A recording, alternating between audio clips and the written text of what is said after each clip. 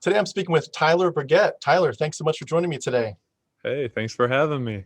And I just want to give everyone a brief bio for Tyler. Tyler is a former Christian who is passionate about bringing people together. And Tyler and I met in a group for people that, Facebook group for people that are deconverted from Christianity. And we ended up talking about a month ago. And I've got to say I'm excited because I think we probably expected to talk for about 5 minutes just to set the interview up. And we talked for, I think it was an hour, maybe more. It And was a while. it was a Yeah. while. It may have been easily over an hour, but it Just felt like a long time. past my bedtime. And it was just awesome because I could see there was a lot of similarities in our stories, some differences, but a lot of similarities, and a lot of similarities in terms of what we're concerned about and some of the things that caused us great angst while we were in Christianity. So I'm looking forward to diving into some of that with you. But Tyler, from a young age and into adulthood, was actively involved in his Christian communities, and he did anticipate a lifelong focus on ministry and missions, which is very similar to my background. Following high school, Tyler attended and graduated from New Tribes Bible Institute, where he earned a degree in biblical studies. And for anyone that wants to look them up, New Tribes is now called Ethnos 360, but they were called New Tribes when Tyler went there, and I also went to a New Tribes Mission Institute. In 2017, Tyler's faith was deconstructed, and he left Christianity behind. Today, he would best be described as an agnostic atheist. He received his bachelor's degree in communication with a minor in business from the University of Central Florida, and he's currently working as a project manager in the transportation industry. So Tyler, besides that bio, what else have we missed? What else is Tyler Burgett about? Wow. Any big hobbies, any big projects on your horizon? horizon? Yeah. Plenty of things that I'm passionate about. And regarding matters of faith, my big passion, which I'm sure we'll get into, is the outworking of those relationships with friends and family post deconversion. You know, being who I am today and still keeping close ties with my friends and family has become something I'm so passionate about. But it is such a it's such a interesting process these days. It is. I'm very passionate about adoption, and I have now been certified in the state of Florida to adopt from the foster system. And now this next year, I plan to take further steps, and we'll see how that goes. But I've been wanting to expand my family through adoption, and I'm currently single, so single dad. So that would be interesting. And I am also gay, so expanding my family through adoption is what I determined to be the best option for me, and I'm really excited. So that's a big thing for me. I also love music. I love to play piano and sing and write songs, and that's another way that I've processed not only my faith transition, also just life in general. What instruments do you play? Piano. Yeah. And very roughly on guitar, not impressively. That's awesome. Yeah. Well, again, I'm excited about diving into some of these subjects. We have a lot of cool things on the plate. I do want to start though, just real quick before we dive into some of the meatier stuff. Just a quick icebreaker. Ooh. We are in the colder season, of course, of the year, and although you're in Florida, so it doesn't probably get too cold there, but pretend that you're in a cold place. You're looking for coffee. What is your favorite kind of coffee to order? Not like just black coffee with cream. I mean like a real drink where it's got a few parts to it.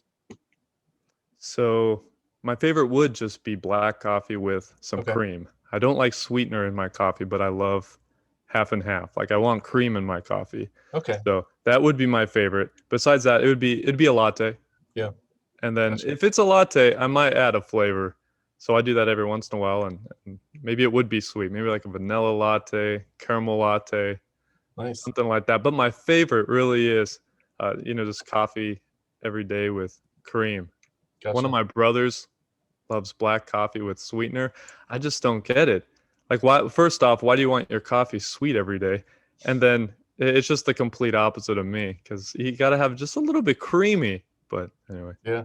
Everyone's different. I'm definitely more on the other side, on the latte with sweetener. But so you're down in Florida. What's your favorite place to visit there for vacation in the state? Wow. Uh, Or is your typical vacation out of the state? yeah, I do love going up north to friends that have different climates. Yeah. And I'm looking forward to visiting a friend up in North Carolina soon to go hiking and, see more development of terrain. Here, everything's very flat. I love living in Florida. It's really great. I can be outside all year round. I don't mind the hot summers, and the winter is just perfect weather for Mm. getting out and doing active things and going for runs. And I did go to college briefly in Wisconsin, for the 2-year program, and that is just freezing. And there's a good chunk of months of the year that you can't be outside. Basically, you can't go outside for runs. You'll get pneumonia. It's just Yeah. I'm so thankful to be down here. But a lot of people like the beach. I like walks on the beach. I'm not a big like swim in the ocean, but yeah, friends and I and family will go to the beach here and there and spend the day there. So I'm thankful to be just 40 minutes away from the beach. Yeah, I've often thought if you were more of a warm person and you were moving to a cold place like that, especially where if it's really snowy too and blizzardy, that to me the only real way to go is to go with a lot of money, meaning you buy a big house so that you Yeah, don't mind being inside. If you're going to go into some rinky-dink house or apartment or something and be stuck inside in this small place, it'll be hard. But I can't imagine. I yeah, cannot imagine. Yeah, I grew up in Texas and Florida, so okay, definitely from the South, and yeah, definitely I'm warm I'm weather. happy here. I wouldn't mind living, maybe down the road, who knows, maybe somewhere a little bit further north, Georgia, maybe South Carolina, at most North Carolina, but something like Michigan or Wisconsin, I'd bow out. Yeah, it'd be hard to Too live there. much. Yeah, I've got a bunch of family in Montana, out in the Missoula area. Yeah, yeah. So, yeah, It's cold there, right? very cold. Not all year long, but a lot of it. Yeah. Well, let's go to your background. Tyler, we talked. We've kind of went to the punchline that you did deconvert. So the Yeah. spoiler is already out there. But let's back it up to your story. What was your childhood like growing up, especially in relationship to Christianity and to the context of missions? Yeah. So my parents do work full time with uh, a mission organization. So not only was my family very fundamental Christian, there's definitely a very significant emphasis on the practicing of our faith is about having other people accept our faith too. So all about proselytizing, evangelism. So that's what our life was about. We knew mom and dad were about everyone learning about Jesus, and that's what we knew our lives were going to be about. For anyone that doesn't know what New Tribes or Ethnos 360 now, what they are about, just I'm sure there's some people that have never heard of them. Could you tell a little bit about what their core values are and what their main thrust is of their mission? So Ethnos 360 sends missionaries to least reach people groups. That's the idea. So historically, to a lot of tribal regions where they have no access to the Bible and to Christianity, and instead lean on a lot of cultural traditions and animism, and they just have very little connection to the Western world uh, at all. And Ethnos 360 sends missionaries there to uh, bring them the gospel, essentially. So missionaries will move into these tribal regions and live with the people and learn their language. That some of these people groups, nobody in the world really knows their language outside of the few acres that this people group might live on. So Yeah, uh, in addition to bringing them the gospel, they'll also teach them literacy and develop sometimes languages, like written languages for their language. And so it's a multifaceted uh, development that they bring to these people groups, and that is cool. I believe some of the literacy programs can do some good for the people there. But yeah, ultimately, the goal for them is to bring their religion and have the people groups accept Christianity. yeah. And if for anyone that's familiar with Wycliffe Bible translators, New Tribes has a lot of similarities to them. Wycliffe does a similar job where they go in, they learn the language and the culture, they translate the Bible. New Tribes does the same thing. the one thing that I think New Tribes or Ethnos 360, I'm used to saying it the old way, but the one thing that that they do, that Wycliffe may do now just as much, but at the time that I was involved with them, with New Tribes, the focus was on what they call chronological teaching, where they don't just go in and Right. say, hey, everybody, Jesus died for you, and you need to believe in him and believe in his death and resurrection. Because the issue is that a lot of times the worldview of tribal people is so different from ours that unless you really understand where they're coming from, and unless you teach them chronologically through the Old Testament, they don't understand it. So for example, there's some tribes where they get to the story of Judas and Jesus, and Judas is the hero because in their culture, being a backstabber is actually kind of part of being a hero, because of Right. their mythology. And of course, they're much more generic worldview of the deities and spirits. Like you said, it's animism, so they're not necessarily, for the most part, looking to worship a god. They're used to just spirits everywhere that you either try to get to do something good for you, or you try to make yourself somewhat invisible so they kind of ignore you or can't hurt you. And so it's the whole idea of, you can't just go and talk about Jesus, because you need to establish first that there's just one God and what he's like, and he created everything. Excuse me, and that especially that he wants blood. He wants the blood sacrifice for atonement. And so therefore, when you get to the story of Jesus, they're like, oh yeah, there's one God, he wants blood, he wants a sacrifice. There's Jesus with his blood, he's the sacrifice, we get it. And thus the tribe places their faith in Christ. But of course, Christians, as always is in this culture, they don't tell them the whole story. Anyway, I just, sorry for breaking it, I just wanted to add that from my Yeah. background. Yeah. So definitely a unique Christian upbringing, I've learned over time, growing up as a missionary's kid and around Ethnos 360. And also I spent a chunk growing up, actually, the bulk of what I consider my childhood, actually with Wycliffe Bible translators in Texas. So grew up with, both sides of that missionary kid life. So I have a great family.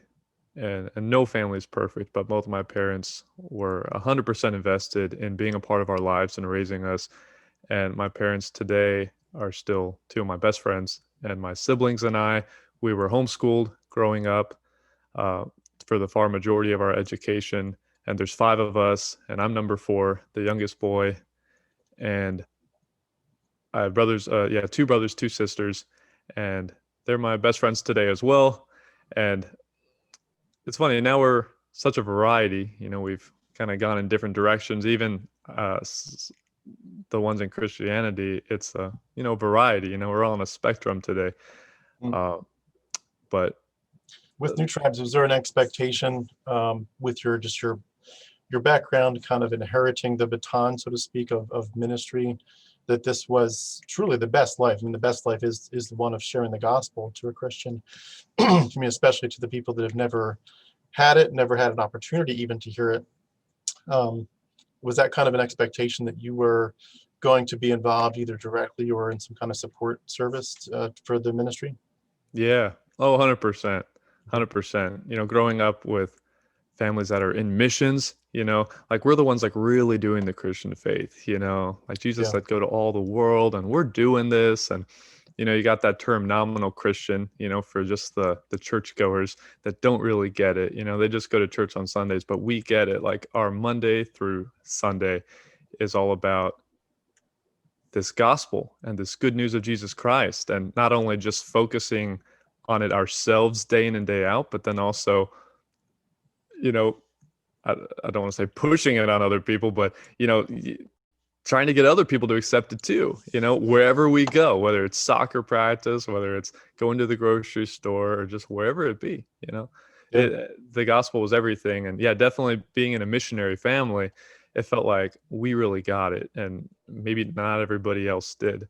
And definitely that expectation was then, hey, when I'm an adult, I'm going to be like mom and dad, and my life's going to be about getting this gospel out to the world, because the world needs it, and Jesus wants the world. So that was 100% my plan for the future. Yeah. I'm just curious, did you ever get the motivation given to you that there's a verse, and I apologize, I don't remember it off the top of my head, but there's a verse that talks about, I believe Jesus would not come until the gospel's preached to the whole world. and that because Mm. these other tribal groups, they can't even know about Jesus because they don't have the Bible. They don't have, some of them don't even have an alphabet yet of their own, and then no books, even their own books.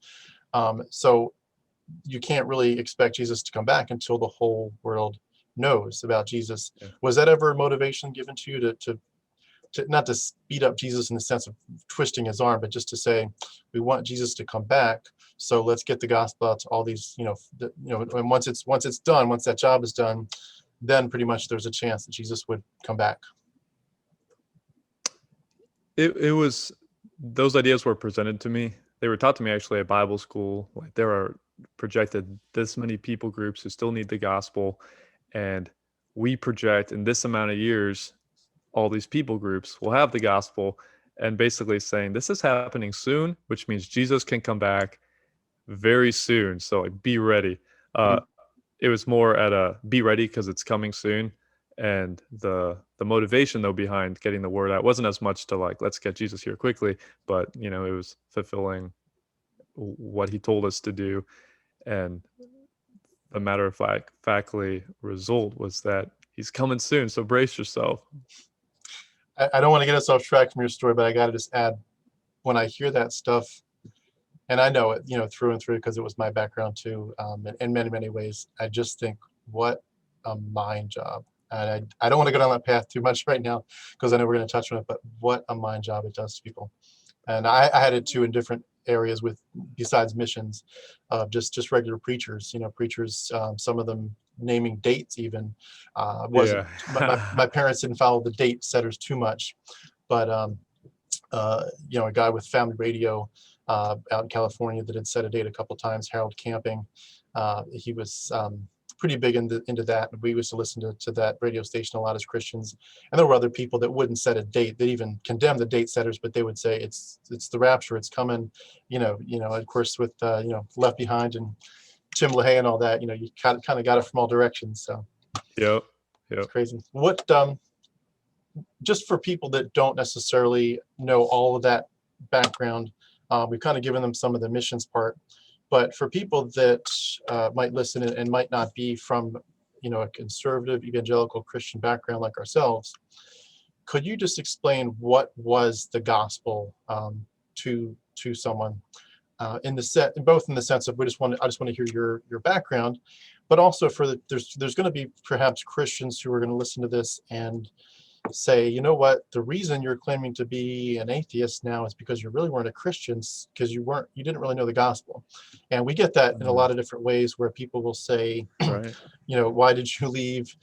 How can you leave the love of God? It must have been because you didn't understand it, or some church person hurt you, or just like, why are you doing this? Why? And it's like, it's got nothing to do with that. But I always like to start with the baseline of where people are with their understanding of the gospel, because to me it's really important for the Christians to hear, we were not on the sidelines of the church, we were not on the sidelines of the gospel.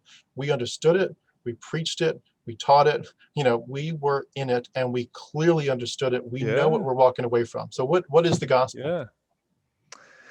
The gospel, in my faith tradition, we a quick summary is that God created us, and he created us for a relationship with him. And then we sinned and we broke that relationship, and that relationship needed mending. And ultimately Jesus became that sacrifice. We deserve death because we sinned. So Jesus came and died instead of me, so that my punishment was fulfilled and God could forgive me, so I can have a good relationship with him through Jesus Christ. And ultimately, when I die here, I have an eternal life. It's funny to even say it. Yeah, I have an eternal life with God up in heaven. So that's the essentially the gospel.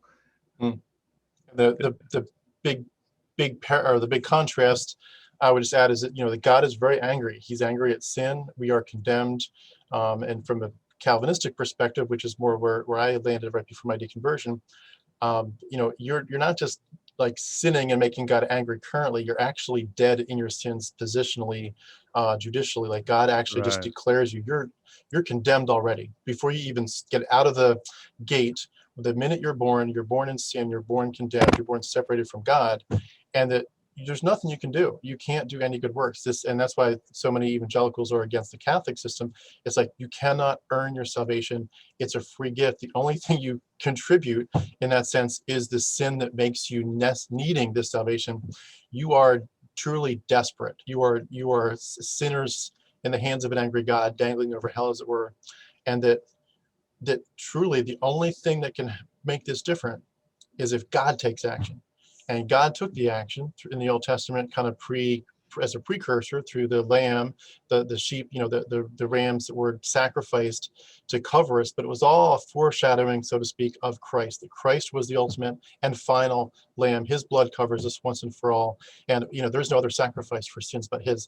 And Right. the death and resurrection is what we identify with it. That's what faith is. We're identifying with Christ, taking on His free gift, His grace, and it's at that point God doesn't make you perfect yet. That's waiting for us in heaven, but He declares us perfect. He says, I'm judicially, positionally saying, I am seeing you through Christ's righteousness. His righteousness is now covering you, and that alone is how you get saved. And that's, I gotta ask, and I think you would say yes, but when you're that clear on the gospel, there's a pride that comes because you hear these casual Christians. It's like, oh, I live a good life. You hear the Catholics, I officially live a good life. You hear other religions, and it's all about, we're the only ones who have the pure gospel. And did you feel that Yeah. pride, not just of New Tribes, but just of the gospel? Like, I've got the Yeah. message. Yeah. I mean, definitely it turns into a pride element, but more than anything, it was definitely a heavy responsibility. And it was always perplexing to me as far as I can remember of why the whole world was in darkness and I had the light. I definitely believed it, but it was one just a little bit confusing and also just very heavy responsibility. And how can I sit around if the world is needing the gospel and people are dying and going to this terrible place called hell for eternity? How can I sit down and eat? How can I sit down and watch a show on TV? If this is real life, I'd be a complete hypocrite if I'm not just running on empty and just pushing so hard to make sure everybody knows Jesus so we can all be happy. Yeah, there's so much at stake. Yeah, so much, everything. Did you remember having any non-Christian friends that you felt that burden for, or even felt Oh the yeah. push to, like, did you witness, and do you remember any of those experiences? Oh yeah. Oh, 100%. Yeah, life was about those relationships with those non-Christian friends could only be about trying to make them Christian. Yes. And that definitely showed its head in my relationships. And looking back, it's one, it's cringy. Two, it's very sad realizing the things I was doing to some friends and realizing now that, wow, it's no wonder like that they seemed to drift away. It's like, wow, I was not a very good friend. Like, I'm not much of a party when every time we talk, I have to try and steer our conversations to talk about the Hebrew Messiah that lived 2,000 years ago. It's just the weirdest thing now looking back at it, that these poor guys, of course, they're not going to enjoy hanging out with me. Yeah. And from our perspective, like, there's no way to just appreciate them for who they are, to No, appreciate or tolerate the differences. It's like you have, like, just there's nothing more important than getting them to realize that they are dangling over hell, and exactly. that God loves them. Yeah, I have that God loves them. Yeah, dangling over hell and God loves them. Yeah, Yeah, and there's just nothing to learn from them, yeah, and it nothing. is an incredible, I mean, yeah, like you said, pride. That's definitely where the pride comes into, where like how prideful and how just arrogant for me to have these relationships. And from these friends, several faces are going through my head right now of these guys that I spent somewhat substantial time with. And I knew the whole time I had nothing to learn from them. They had nothing to offer me. I was the one who was being Mother Teresa and spending time with them to bring them the truth. Yeah, exactly. Man. It's crazy. Not Yeah. to jump ahead too much, but I'm just curious. we talked on the phone a while ago about how there was, for my story, there was so much that I felt like I wasn't told about the origins of Christianity. I was neck deep in this stuff for years, then went to Bible college to be a pastor. It wasn't some kind of liberal, it was a, conservative, evangelical Bible college that pretty much anyone in our circles would have highly praised. It's called Lancaster Bible College in Pennsylvania. Yeah, my little sister graduated from there as well. Okay. Yeah, it's good, good school if you're from that background. Yeah. They toe the party line as far as I know. I don't think they've gone liberal. And so, you get a lot of information, but looking at it now, like once I actually investigated the real origins of Christianity, I wasn't told squat about where this thing came from. Did you feel like when you were in it that you knew so much about so much? Like, did you just feel like you had more information than everybody else in that pride sense? Or did you feel like you were open to saying Definitely. there's a lot I don't know? As I entered adulthood, and actually while I was at Bible school, I became a little bit disillusioned with all the theological camps. And Mm. as I told you on our previous phone call, that was a faith diet of sorts for me, being at Bible school. And I came out of Bible school still very passionate about my faith, but I was a very trimmed down Christian. I realized that I wasn't going to be taking stances on all these meticulous theories and theological ideas and camps, and how many points of a Calvinist am I, or Arminian, or am I going to be pre-trib, mid-trib, post-trib, all this stuff. I realized that I wasn't going to have a lot to say on that. When you look But back on the deconversion, was that your earliest cracks in the wall, so to speak? Like, yeah, was there anything before that you recall that was the first, no, that was the first no. part, is just all the little nitpicky stuff? Yeah, being at Bible school was definitely the first cracks, and it was a big crack because there was a whole semester there I was really questioning my faith, and wondering if this could really be true, if I could really trust it. But I came out of that feeling actually all the more stronger, and just a little bit less specific of a faith. Just putting it on the gospel. I got the gospel. The world needs a savior. The savior is Jesus. That is what this gospel is. I'm not going to meddle around. I'm not going to crawl around in all of these, deeper doctrines that seem, second tier to me. Yeah. It seems like a lot of Christians go there, especially even with apologetics, where they see the point that the atheists and the skeptics make about the discrepancies, or about the bizarre arguments, or about the genocide, slavery that is clearly commanded in Scripture, to slaughter people, to except for young girls, to take slaves with the allowance that you can't beat them and give them as inheritance and all that. Right. You can stone people, genital mutilation with the circumcision, just a lot of bad stuff. And they'll say, yeah, we see your point taken. They'll try to explain it, but they'll say, you know what? At the end of the day, we can argue around all these little things, but the core is still there. Jesus is God. Yeah, yeah. His death, his resurrection is real, and his resurrection has so much evidence, and it so does not. I stagger Yeah. at the people that say that. Like, do you not? Anyway, I'm getting ahead of myself again. I did want to Yeah. ask before your next step in the deconversion. I wanted to ask just like when you were still in Christianity, what was it like personally? Like, where did you feel like you had a prayer life? Did you feel like you were actually talking to God? Did you have peace? Like, what was just your not your official doctrinal stuff, not what people saw, but just internally behind closed doors? Like, what was it like with you and this God character? Yeah.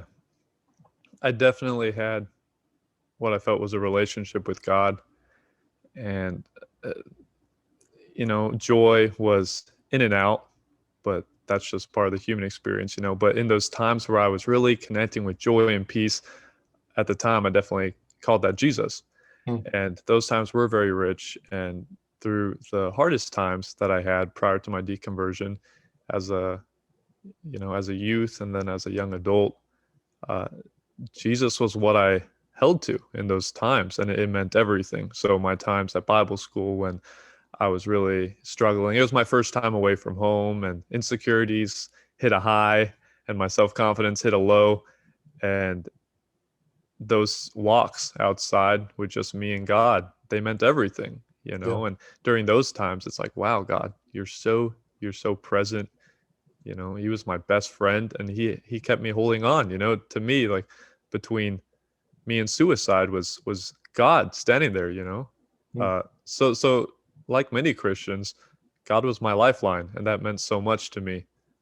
Did you ever feel like you saw God work? Not necessarily in a purely miracle sense, but maybe that too, but just in the sense of, I asked God to open doors, and it was just clear his hand was at work, whether it's, to use their expressions, he put a hedge of protection around me, Yeah. or he opened the doors. He made it clear to me what his will was, or he gave me such peace about something that I couldn't have naturally had peace about. Like, was there anything where you would have, if you were still a Christian, and Christians do this a lot, where they'll just say, you know what, it doesn't matter what your argument is. I have seen the power of God. I have seen him work in my heart. There's nothing you can say against it. I've seen it. Was there anything you ever saw or felt that would have been in that category? Yeah, nothing very tangible comes to mind, but definitely God's work in my life, which is the typical response. That is what gave me so much certainty. And in matters of uh, lack of confidence and depression and things like that, that many of us experience at different times in life. And like I said, my first couple years of college, I felt some things very heavy and a lot of insecurities, and definitely at the time feeling very gay in a world that it was not appropriate to be gay. And God was transforming me and giving me more and more confidence, and basically just my personal growth, which I think was great. And, most humans experience growth as time goes on, and you experience pain and you learn and grow and you stick your neck out and you learn a few lessons, and that's growth. But all of that growth, I definitely ascribe to then Jesus. And that made it so certain, like, wow, I've been praying for growth and peace and more confidence and more strength. And here it is. So Jesus answered these prayers. So you couldn't have told me that God wasn't present in my struggles. And uh, regarding the gay side of things, uh, so much did change. I felt very uncomfortable around a lot of, uh, well, I felt pretty uncomfortable in relationships with guys, meaning friendships with guys, and just felt like pretty insecure in my own body. And uh, over time, like, that transformed. Not to mention, I became a lot more attracted to women, and that was like, wow, like, God is working, like, God is like healing the wounds in me, and all of that Mhm. was evidence of God, and you couldn't have told me otherwise. Did you feel like you were dealing with that all by yourself, or did you have any confidants that you could talk to, whether they were Christians or even just non-Christian people that had, some kind of relationship to that subject? Do you feel like there was anyone that walked through it with you, or was it just you and God alone? You're saying The issue with the homosexuality? homosexuality, did, because Yeah, that's the subject that a lot of people would keep very close to their chest. They would not right. openly talk about it, or it would be a very small circle of people. Like, did you have anyone that you could talk to about it? Yeah, I did. Yeah, I was very blessed growing up. Definitely had uh, too many mentors and people in my life that were dedicated to my growth. Mm. Outside of my parents, have had several adults that I could confide in, and that, looking back, I'm so thankful for that. And then going into adulthood as well, I was rather passionate about keeping people like that around me too. I knew it was important to talk about things. So, as a conservative Christian, even, I was rather open with, a tighter circle of people for issues like that. Mm. But I was pretty open about talking through those things, and What was people their in typical my growth. response? Uh, it was a variety. It's usually pretty positive because, even when I spoke with my parents at 18, saying, like, hey, this is something I deal with, same-sex attraction, but it's I know it's a sin, and obviously I won't go down that road, and God's teaching me a lot, and this is what I'm doing. I'm reading these books. I'm learning and growing. Just wanted you guys to know. And that's usually how those conversations went with people. Uh, there was one. Uh, there's a couple people that I wish I wouldn't said anything to, because that just ended up making me regret it. And they were some people in leadership in one of my communities, and I thought that was really sad. It really felt like they sidelined me from that point on, and that made me sad. But usually I was very, I kind of, I had control of the story, and I was saying, like, this is something I deal with, but I'm just learning and growing through it. And obviously I know being gay is a terrible thing. I'll never do that. And it was just another like testimony to people, really. Yeah.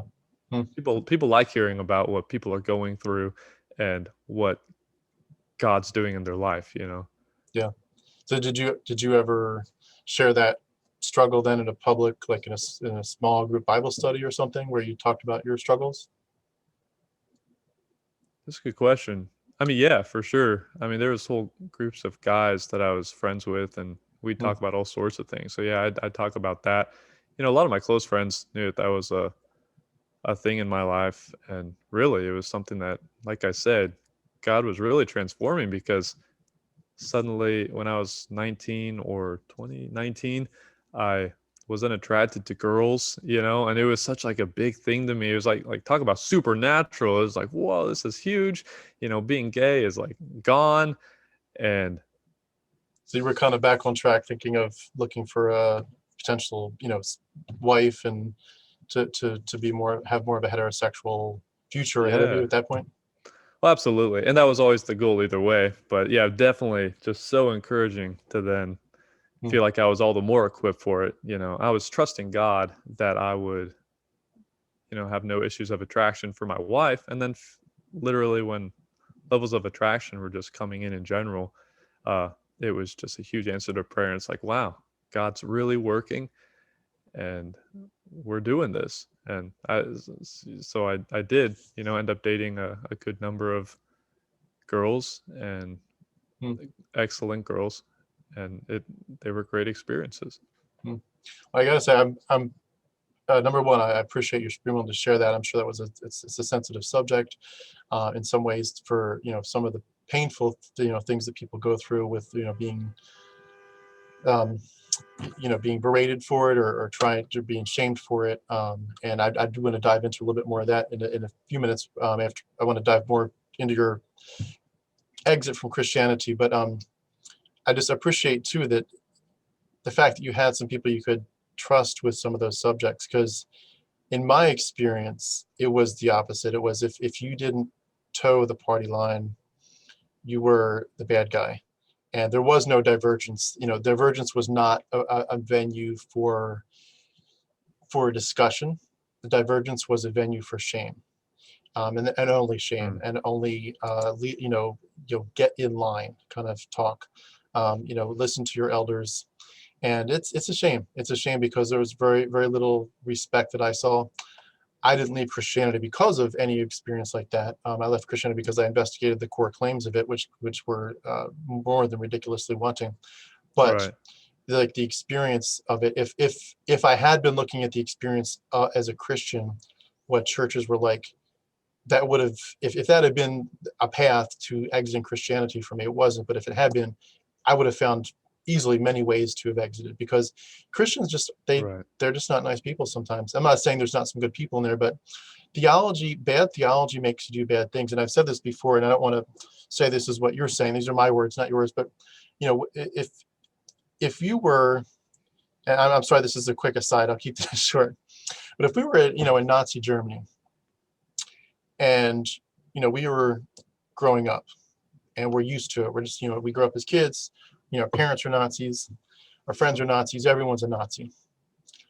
It'd be pretty hard to just condemn them all right up front, because we're so used to hearing the propaganda. Right. But at a certain point, you're not 5 years old anymore. You're not 10 years old. You're not 15. You're now 20. Now you're old enough to think. Now you're old enough to think through, and you hear different opinions. And at that point, you have a choice to make. You've got people saying this is the correct worldview, and you have other voices in the world saying absolutely not, we strongly condemn you. And there's a certain point at which, in my opinion, if you hear monstrous ideas such as we have a God who does command genocide, he does command slavery, he does allow for beatings of slaves, he does command taking young girls as child brides or worse, and basically kidnapped for to incorporate into the society.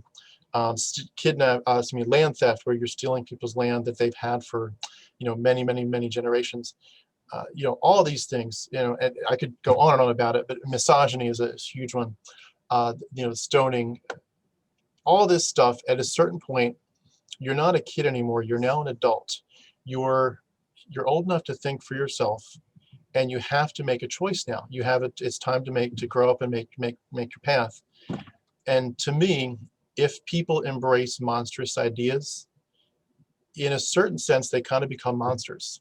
If you can't be an adult and say Nazism is wrong, I will not tolerate that. I will take a strong stand against anyone that would try to say anti-Semitism is acceptable. I'll condemn that. And if someone is going to say, I will strongly stand up for a God who defends genocide, who commands it, blah, blah, blah, at that point, you're kind of taking a monstrous position. And I feel like that came out a lot in my experience. And again, I don't want to make this too much about me, but it's sad that, you have people that think that this God is this authoritarian guy who's, the ultimate truth, and everything he says goes, even the bad stuff. And then you translate that, it trickles down into the, pastor of a church or, leader of a mission organization. It trickles down, and the bad stuff doesn't suddenly get turned into good. You can talk about grace all you want and love, but bad ideas, ideas have consequences, and bad ideas have really bad consequences. And I personally saw that a lot in my Christian experience. So I am thrilled to hear that, your experience was a little different on that. And I think that's awesome. That's a great testimony to, some of the people in your life, like you said, that they're just great people. So that's really cool to hear.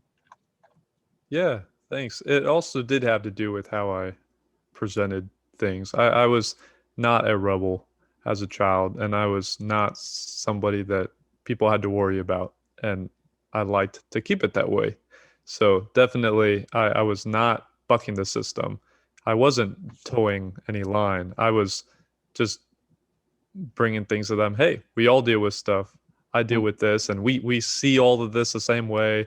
All the things that you think are a sin, I think are a sin. And it was very much keeping myself on their side of the fence. So it was easy for them to support me in that, and we all agreed on what the solutions were. Pressing into God, praying for God's guidance and healing and growth, and I think I was very good at driving that point home with people that no matter what I was disclosing to them, I was still on their team and on their side of the fence. And I didn't end up experiencing more of, it sounds like kind of like what you were mentioning, where they don't respond well when you're bucking the system. That ended up not coming until I actually was having to separate myself from Christian faith entirely. And then I suddenly realized, oh, whoops, there's that they're not so accommodating once you're actually saying, oh no, I actually disagree with your position on this. That's when it gets a little bit tougher. But still, I would still maintain that I'm blessed to know so many excellent Christians who do handle well people that have different views from them. And I am thankful for that. I had excellent mentors growing up that I still maintain good relationships with today. And I still feel eternally indebted to what they've done in my life in the past, and even their role currently today. So I'm thankful for that. Yeah, that's awesome. Well, I do want to come back to the sexuality stuff in a few minutes, but I wanted to ask, can we go to your actual steps between where you left off with, some of the, like, you weren't going to get in the bandwagon of certain nitpicky things, certain theological, you weren't going to die on all those hills that other people would.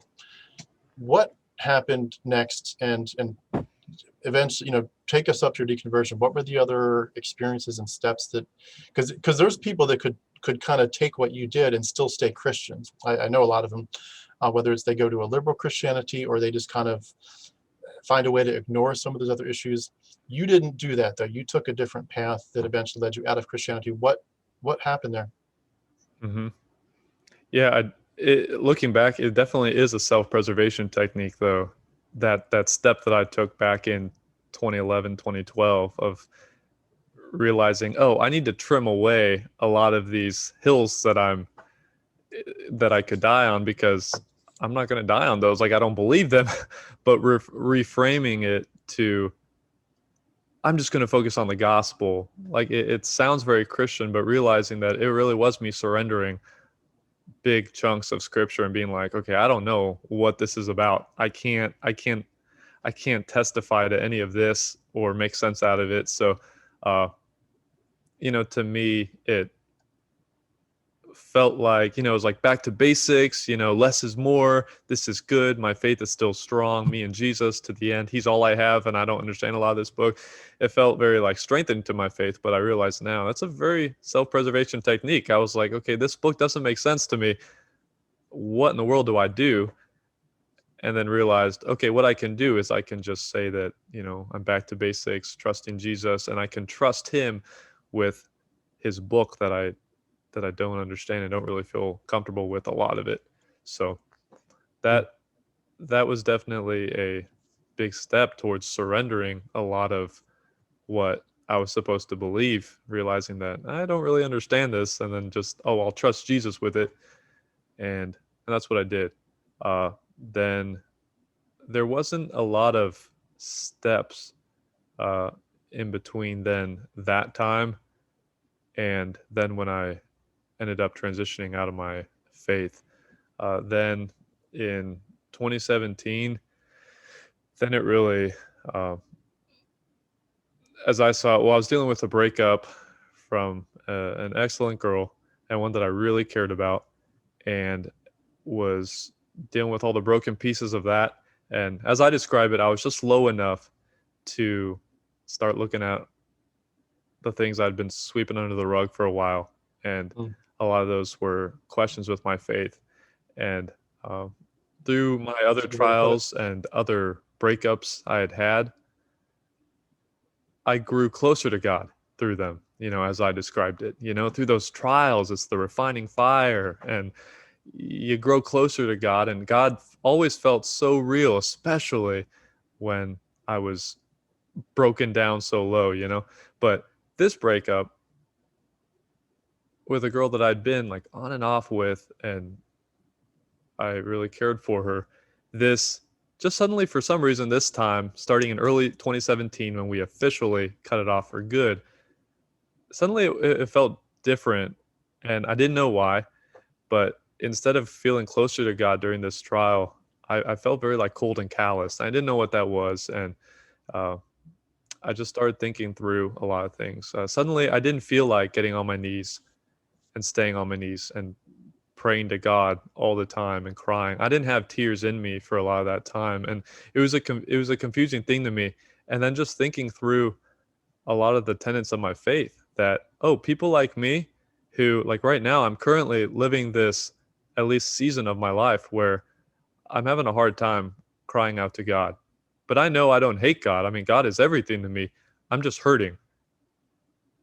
Then thinking through the other people in my life, and I remember sitting at coffee shops and just looking around and being like, wow, so like in my faith structure, if these people would pass away, they'd go to hell if they don't know Jesus. But maybe in their short breath of a life, maybe they're not on their knees right now before God because they're just hurting.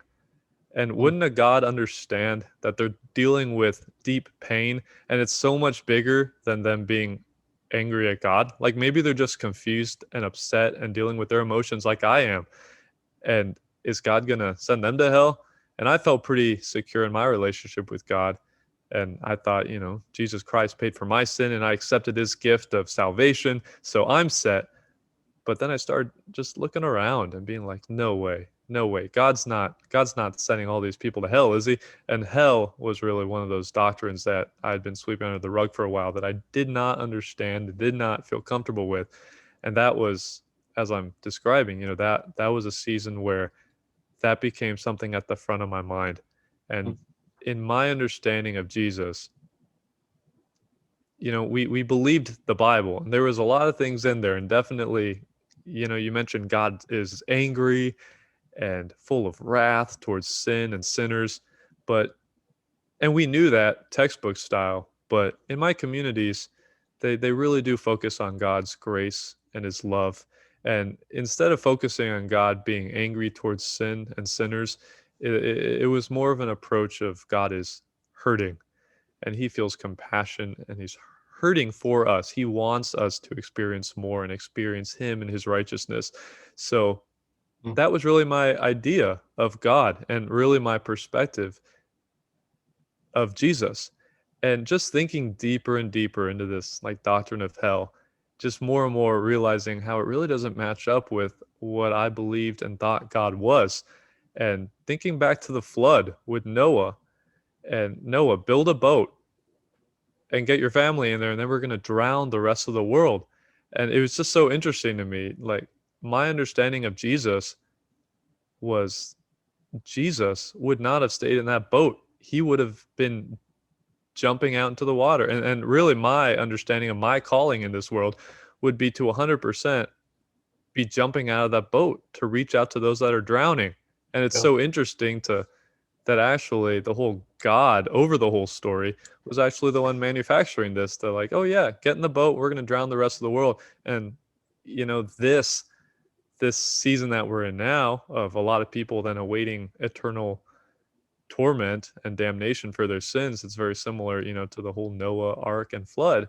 Yeah. And it's just, wow, the Jesus I know wouldn't settle for this. Like, Jesus would not settle for this. And how can I settle for this? And it was a weird, just facing my faith and some of my doctrines face on. And part of me was starting to be like, this isn't right. And the other part of me was like, okay, if this is real, I need to be more serious than ever. Like, like I think I mentioned a little bit ago, like, how can I eat? How can I sleep? If people need to know Jesus and everything stakes on this is everything, like absolutely everything. I don't have time to sit around with friends and have a laugh. Like, I'm about to become the most insufferable person my friends and family have ever seen. And I was already pretty extreme, and I would judge people pretty hard if they sat down and watched TV every night or something, because it's like, wow, you hypocrites. Like, Jesus needs us out on the streets. Like, Jesus needs us talking about him and reaching out to the lost. And how you can just end up getting so just family focused and fun focused. I Yeah. didn't connect with that. And anyway, Such so it was casual Christians.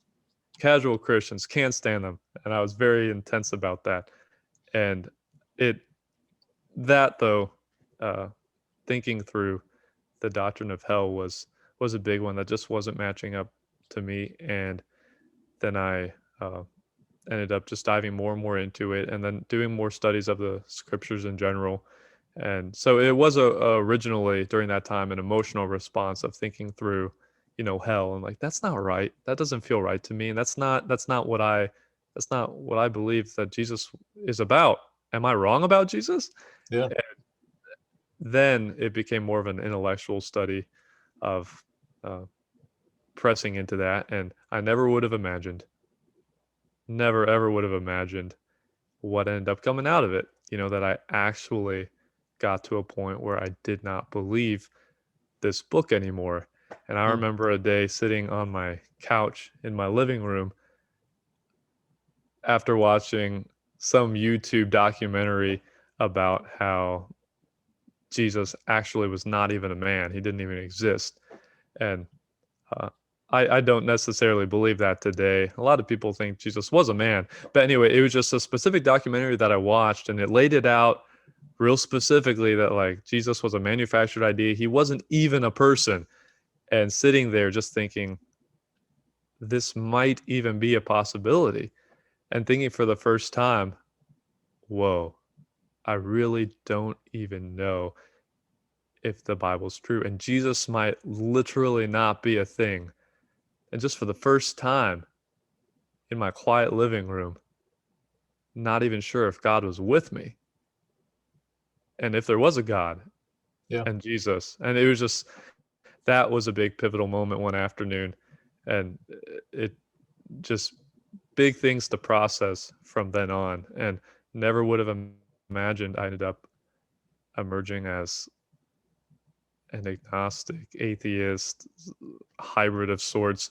I mean, labels are never very sufficient, but the terms agnostic and atheist rather sum up a lot of my lens to the world, and just never would have imagined that plot twist in my life. It gives me, honestly, chills down my spine just hearing it, because it's very similar to a lot of my story. And you don't, as you're going through it, you're not thinking this is heading to a deconversion. That's just not even on the plate. And it's more like, this isn't really what happened to me, but it's almost, this is a way to maybe describe it. It feels like you're kind of saying, like, right up to the end, it's like you're talking still to God, saying, God, please, correct my confusion, correct my misunderstandings, steer me into your truth, guide me, help me understand you, what's going on. It's all these things that just, they feel more and more wrong about life, just isn't making sense anymore. And right up to the end, you're like, you're not thinking, I'm going to stop asking God for help. I'm just going to go to my, secular friends or whatever. It's like you're constantly going back to God, right. God, help me. And it's like all of a sudden it just hits you. I'm not talking to God. I'm talking to myself. And once you realize that, and even if you just give yourself a theoretical chance to say that, like, I'm not talking to anybody, like, I'm talking to the walls. It's like, oh snap. Oh snap. This isn't real. What have I been doing for 6 months and here on my knees? Oh, it's crazy. And mine was like, it was all in an hour. Mine was very similar. It was all within an hour or less. I'm just sitting here at this very desk 14, 15 months ago. I've been investigating some stuff, especially related to the genocide and slavery that is clearly commanded in Scripture. It is not indentured servitude. It is slavery, where they can beat you to within an inch of your life. They can give you away. They can give you away to other people as property. It was hardcore slavery. And just thinking through, I'm teaching my kids this stuff: genocide, the land theft, the racism, so to speak, or tribalism, I guess more accurately. It's like, you're teaching your kids this stuff. And of course, as a Christian, you're thinking, I can still defend it though. God is God. He's the king. He can do what he wants. And just sitting here, for a year and a half or more up to that point, and all of a sudden it just flooded in. I was like, I can't believe I'm saying this, but this has never been real. Not a minute of this has ever been real. And it feels weird, because you're like, you almost feel like you're getting onto this conspiracy theory kind of track, and it's not. It's just there's nothing to the origins of Christianity. But you're like, if I'm right, like if what I just said was right, that this isn't real, then like this whole, we want to trick people over coronavirus, or we want to trick people over an election, we want to trick people over this subject, or did this person assassinate that person, did this country, was they involved in this issue? And it's like all these little minor, like, we tricked you questions. Did it happen? Didn't it? This is like the biggest trick of the entire planet, especially when you add in the other religions, where you're talking about Judaism, Christianity, Islam, for sure the Abrahamic religions, and I'm sure others if I investigate them. You're talking about the tricking of humanity en masse for thousands of years. You're like, this has never been real. Can that even be like? Can that even be possible? That this many people could be that tricked? And it almost pulls you in. You're like, no, there couldn't be that many people tricked for that long. There's no way. I mean, the Bible's the world's bestseller. Yeah. Like that it can't be, that who could have pulled off something like that? Yeah. I'm just curious, as your well, a couple of things. I want to mention that two things that came to mind about Noah. I remember when I was in New Tribes, they did the Noah story, of course, the stranger on the road to Emmaus and all that. Yeah. And the focus is all that God closed the door. And like, they don't even talk about everyone else perishing much. It's like, this is about salvation. Noah doesn't close the door. Noah builds the ark, but God's the one that closes him in. God keeps him secure. It's a picture of God keeping you safe, in salvation, that he does it. God's grace. God's grace. Saving Noah. Saving Noah, and very, very Calvinistic in that sense. It's all of God. We don't keep ourselves saved. We don't get ourselves saved. He does it. He seals us to the day of redemption. And yet, like what you said, like, you're talking about mass murder, mass genocide. And I love, do you listen at all to a guy named Pine Creek? You ever heard of Pine Creek? Never heard of it. He's a guy on YouTube, fantastic guy, Pine Creek. First name is Doug. But he paints this picture of, like, if you were in a courtroom, like, and I may be mixing up his metaphor, but I'll just use a similar one. If say there's this guy, there's a criminal, and he attacks a bunch of girls, so he beats them, he rapes them, horrible things, and then they catch him, and they bring this guy to court, and these girls testify against him, and they say, yes, this was this horrible criminal, he's the one that he's the perpetrator. And the judge says, all right, it's time for the sentence. And he says to the guy that's the criminal, I condemn you to death. And everyone's thinking, oh, thankfully justice is served. And then he's not done yet. He looks over at the girls that were the victims, and he says, I also condemn you to death. I think everybody would be like, what? Did you just say they die too? I mean, you think about the Noah story, and I know we know that it's not real. It was, there certainly were local floods all over the planet in history. We're talking about, hundreds of thousands of years. There's a lot of floods that have happened, and certainly there was probably some stories that evolved to become, Epic of Gilgamesh and the Noah story, blah, blah, blah. But just for theory, if this had been true, if this had been history, you're talking about a God who looks at newborn babies. They came out of their mama, a day ago. They're just nursing and getting their milk. They're seeing the sunshine for the first time in their life. You're talking about little old grandmas that love to just take care of their grandkids. You're talking about little boys that love to play in the trees. God just says you're all going to die. And like, I mean, it's so easy to gloss over those details. But like you said, like if that were real, and you have to put yourself in these things. If you were real, you would have jumped in that water and tried to save people. You would have done anything to, bang the door open or find some way to rescue people. Absolutely. And it's not just, that's kind of like one of the big pictures, but it's over and over. God, at one point the people are crying out to God for bread and water. And they complain, and God says, fine, here's your bread and water. And he immediately sends snakes, vipers to eat them, or to poison them all and kill them. And they have to look at this, the serpent on the stick to live. It's like your God is going to send snakes because you're complaining about being hungry. And it's just over and over, this stuff doesn't make sense. And like, do you ever step back from this whole thing? And I know we're going to dive into a little bit of the details, more details of what were the pieces that fell apart. But just, do you ever step back from the little minor details in the stories and just say, this should have been obvious? Like I needed, in a sense, to go through step by step by step.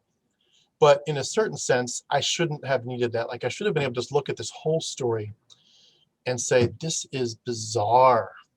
Like, it's more like it's like saying to someone who's a Scientologist, like, don't you see this is bizarre? I was just talking to someone yesterday who was sharing that, he was for a short time in a cult where they believed that this woman that they literally could talk on the phone with, that she was God. It was just a smallish cult, but the people believed it, and they got on the phone every week with God and talked to her about the church services and about how to get more people in the church.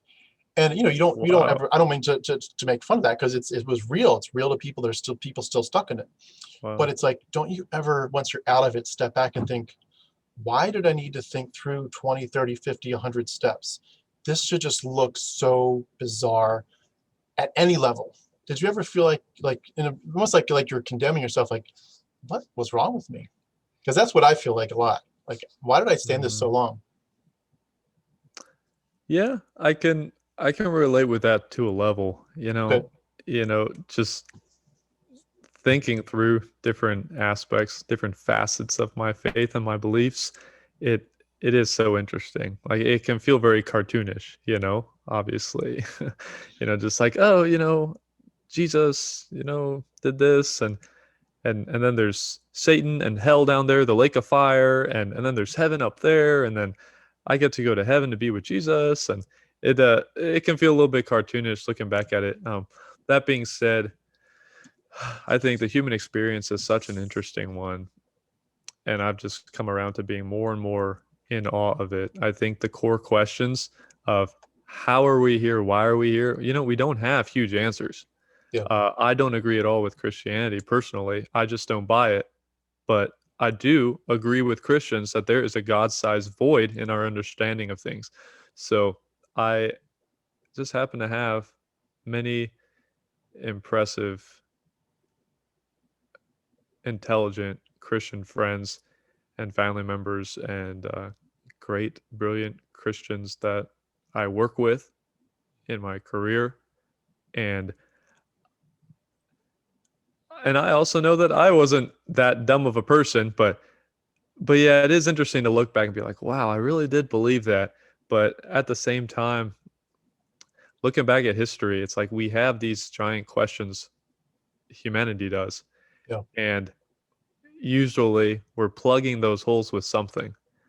And Christians have a very, over time, I think this Christian tradition has really done a pretty cool job of filling in a lot of those holes and creating this structure that people can really carry from birth to their death of feeling like they really understand the big questions of life.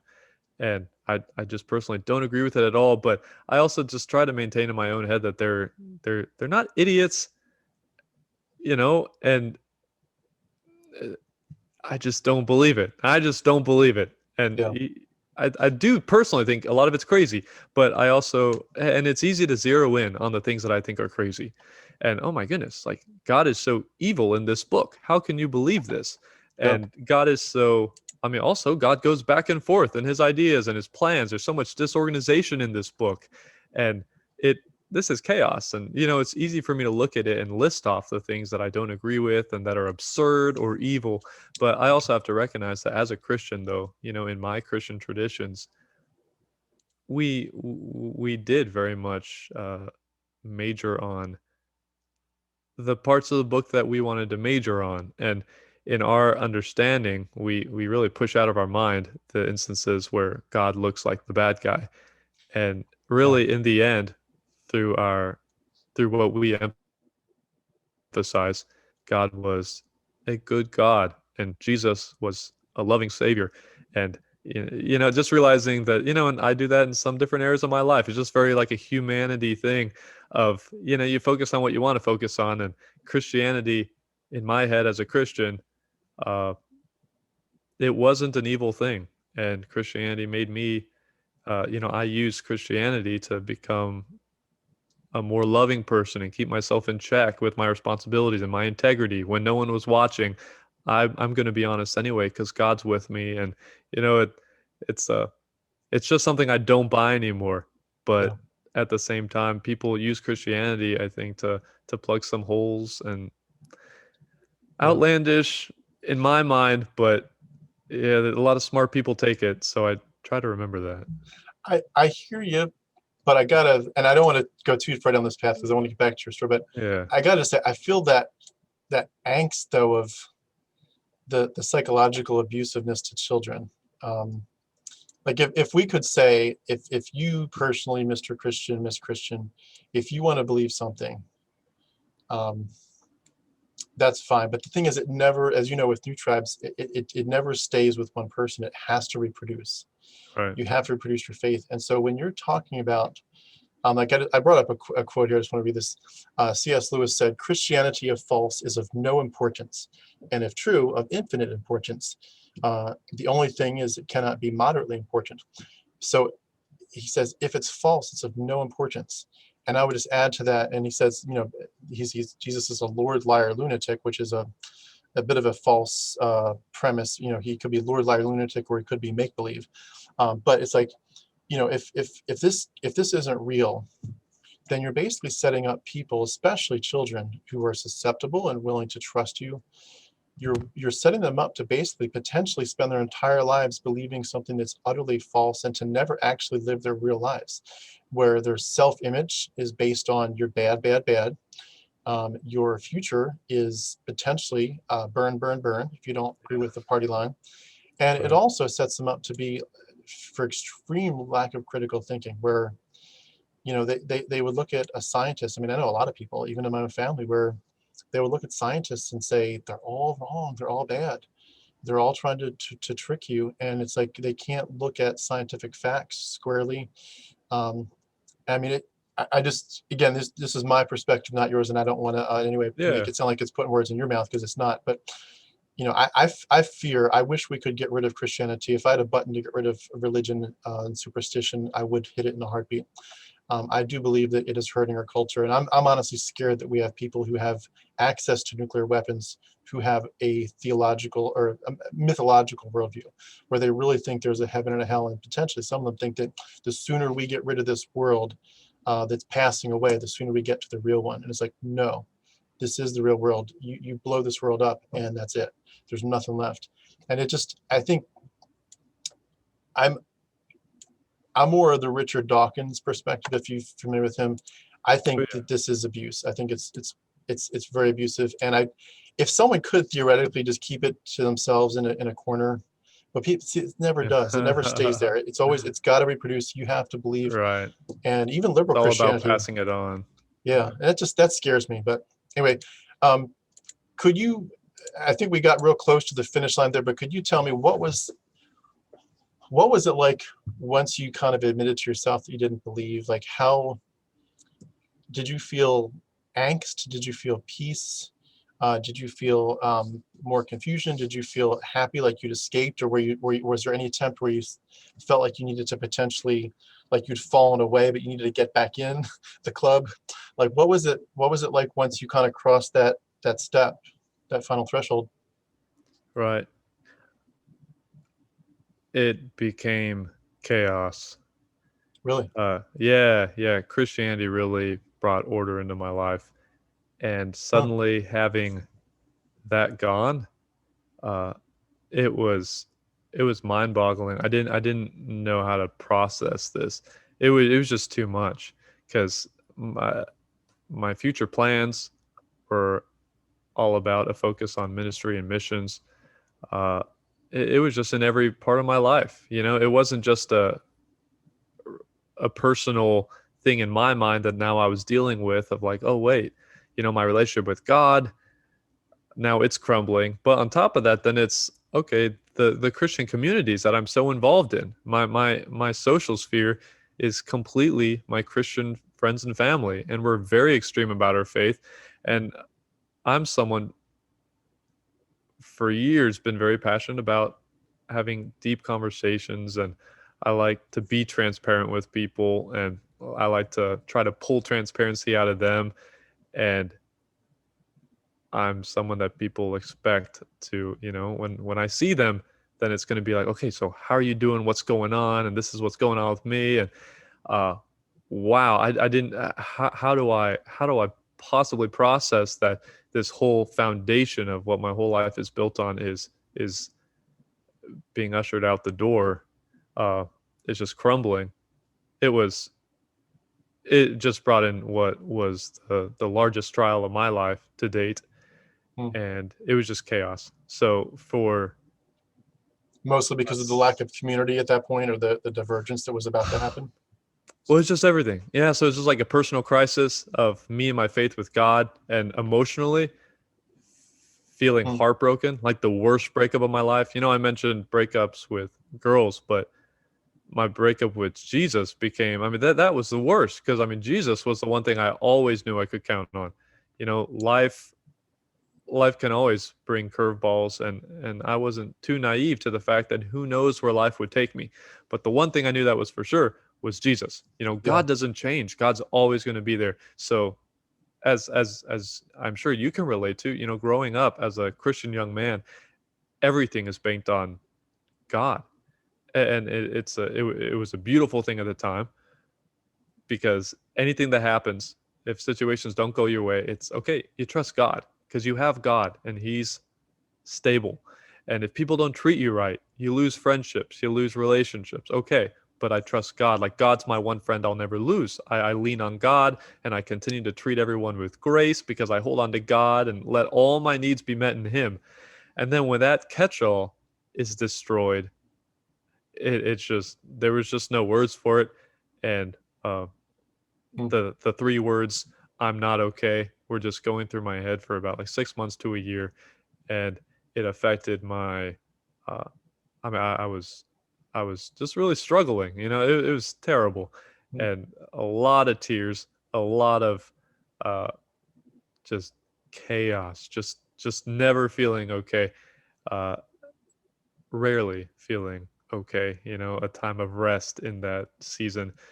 And I was drinking too much, because it was just a lot of stress. My heart breaks And hearing that story, because it was like you saying you're not okay is what it feels like, yeah, and in reality, the truth of it, and it feels like you're not okay because you've come from that very warped background like I did, but like in reality, you are actually making the healthiest choices of your life, and yet you feel like you're so out of whack. It's so yeah. It was heartbreaking to just hear that. it was just like the worst breakup ever, Yeah. And it was just having to learn to live without something that was everything. Mm. And just like after a big breakup, it's like, okay, life can't go on like this. I can't live without this person. Yeah. And that's exactly what it was. But it was, a relationship that had just been years and years and years. So it just hurt so bad. And Well, could I ask about that? When you say yeah. it felt like his person had been there all these years. For me, it may have been more that I did some of the grieving beforehand, so I don't want to mitigate, the Mm, grieving process, because it's important. And I know a lot of people even get depressed about it, but I was over it, um, probably within a few days to a week. I had more peace than I yeah. had. I had more peace in the first day than I had in Yeah. 43 years. That's so Um, funny. So opposite for me, but I do have some friends who had that experience too. well, it just felt like I finally, it was like the Wizard of Oz. Like I finally pulled the curtain back, and I was like, "There's no Oz. There's no wizard. It's not there." And I think just the joy of knowing the truth overcame the loss of this pretendness. And it was just like, I don't know. I felt like I was just so glad that, like, I got scared thinking, oh, what if I hadn't read certain books and watched certain videos? What if I'd never had my eyes open to the truth of what Christianity really came from? What if I never knew this stuff? I could have spent my whole life stuck in this stuff. I was like, wow, that's scary. And I was like so thrilled that I got out of that scary situation. Right. And I don't know. Did you feel like would you have still prayed, like if you were in a close call in a car accident, would you be like, oh, thank God, and then caught yourself like, who am I talking to? Or like were you still praying at all? Was there any kind of sense of the connection was still there? Yeah, so I was intellectually moving on, but my emotions were, yeah, it was just a very emotional experience for me. So my emotions were not quite there. So so yeah, definitely praying uh a lot. I mean, a lot. Even when I was, telling people, I was coming out to my friends and family as not being a Christian anymore, not feeling comfortable with that label, and just being Mm. honest and frank with them, like, hey, I can't lead this or lead that, or I don't want to come to, I can't, I don't feel comfortable coming to Bible study right now, and I'm How did not they sure I believe respond? this anymore. Were they Uh, like, you're the enemy now, or how did they respond? they didn't call me an enemy, but it was difficult because, you know, they didn't know how to respond in such a way that was helpful to me. They can't sympathize with somebody saying they don't believe in Christianity anymore, because when you think about it, I mean, the Bible paints that as like rejection of the truth. It's a sin issue. Yeah. So it was a weird thing because to me, I was the victim of this deconstruction. Like this was a thing happening to me. My faith I was so committed to, and now my faith is crumbling. And it's not a thing that I'm doing. Like, oh hey guys, I decided to put my middle finger up to God and I'm walking away. No, it was like, oh wow, yeah, I'm struggling with this, and now I'm realizing I don't believe it anymore. Uh, this is a really hard trial I'm in. But to them, they can't be like, oh, wow, I'm so sorry. This must be so hard for you to have something you care about so much shaking right now. Like they couldn't, in the Christian mindset, you can't sympathize with that. So instead, it's like, oh, no, Tyler, like God is good. Lean to God, pray to God. You're praying, right? Well, I don't know if I believe in God. Well, Tyler, like you need to trust God that he is real. It doesn't matter whether you believe it or not. You just trust it. It just mind-boggling. They didn't. Yeah. It was not very supportive to me. So it hurt a lot. It's To almost like a disrespect too. It's like if you had, oh a yeah, loved one die, like let's say you were really close to your one of your parents or both of them, suddenly you were in a car accident and died. Everyone would just be like sending you so much grief. I'm so sorry for your loss. This is horrible. So much respect, so much love and compassion. And yeah, yet you had someone technically much bigger than parents or loved ones die, so to yeah, speak, quote unquote. You never was really there, but in your mind, he died. And instead of them saying compassion, compassion, respect, it's like, what's wrong with you? Why can't you yeah. get back in the game? And it's like it's so rude, it's obnoxious, but they can't get it. It's like It's you you painful, you can't make them switch gears. It's too much for them. right?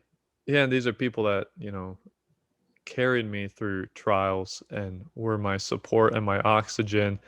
And it was very just interesting suddenly to come across this trial, and suddenly they could not help me in any way that like met any that like helped pacify any of my pain.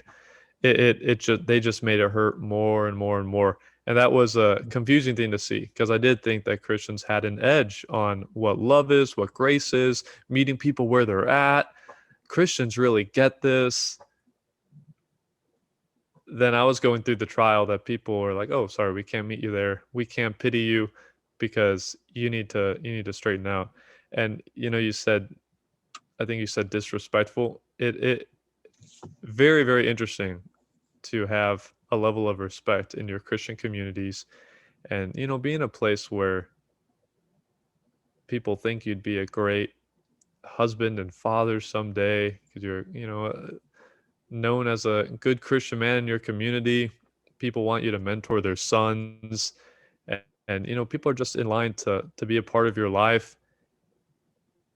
And then suddenly you tell them, "I'm not sure I believe this anymore."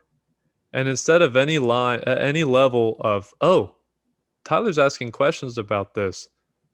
Interesting." Like Yeah. no, no. Of course, nobody's thinking, "Oh, Tyler was so stable," and "Oh, I wonder if he has legitimate questions that we should all think about." Instead, obviously, it's instantly, "Oh, wow, Tyler's in sin. Oh, Tyler's going astray. Tyler's making bad choices," and it feels incredibly disrespectful. I'm like, "Do you not remember who I am? This was everything. Yeah. Like, do you not remember any of it? Like, I was the one judging you for not taking this seriously enough. Like, I judge my own parents because it's like, I was such an extremist in my head. It's Yeah. just like, this is everything, guys. Jesus is everything. Christ is life.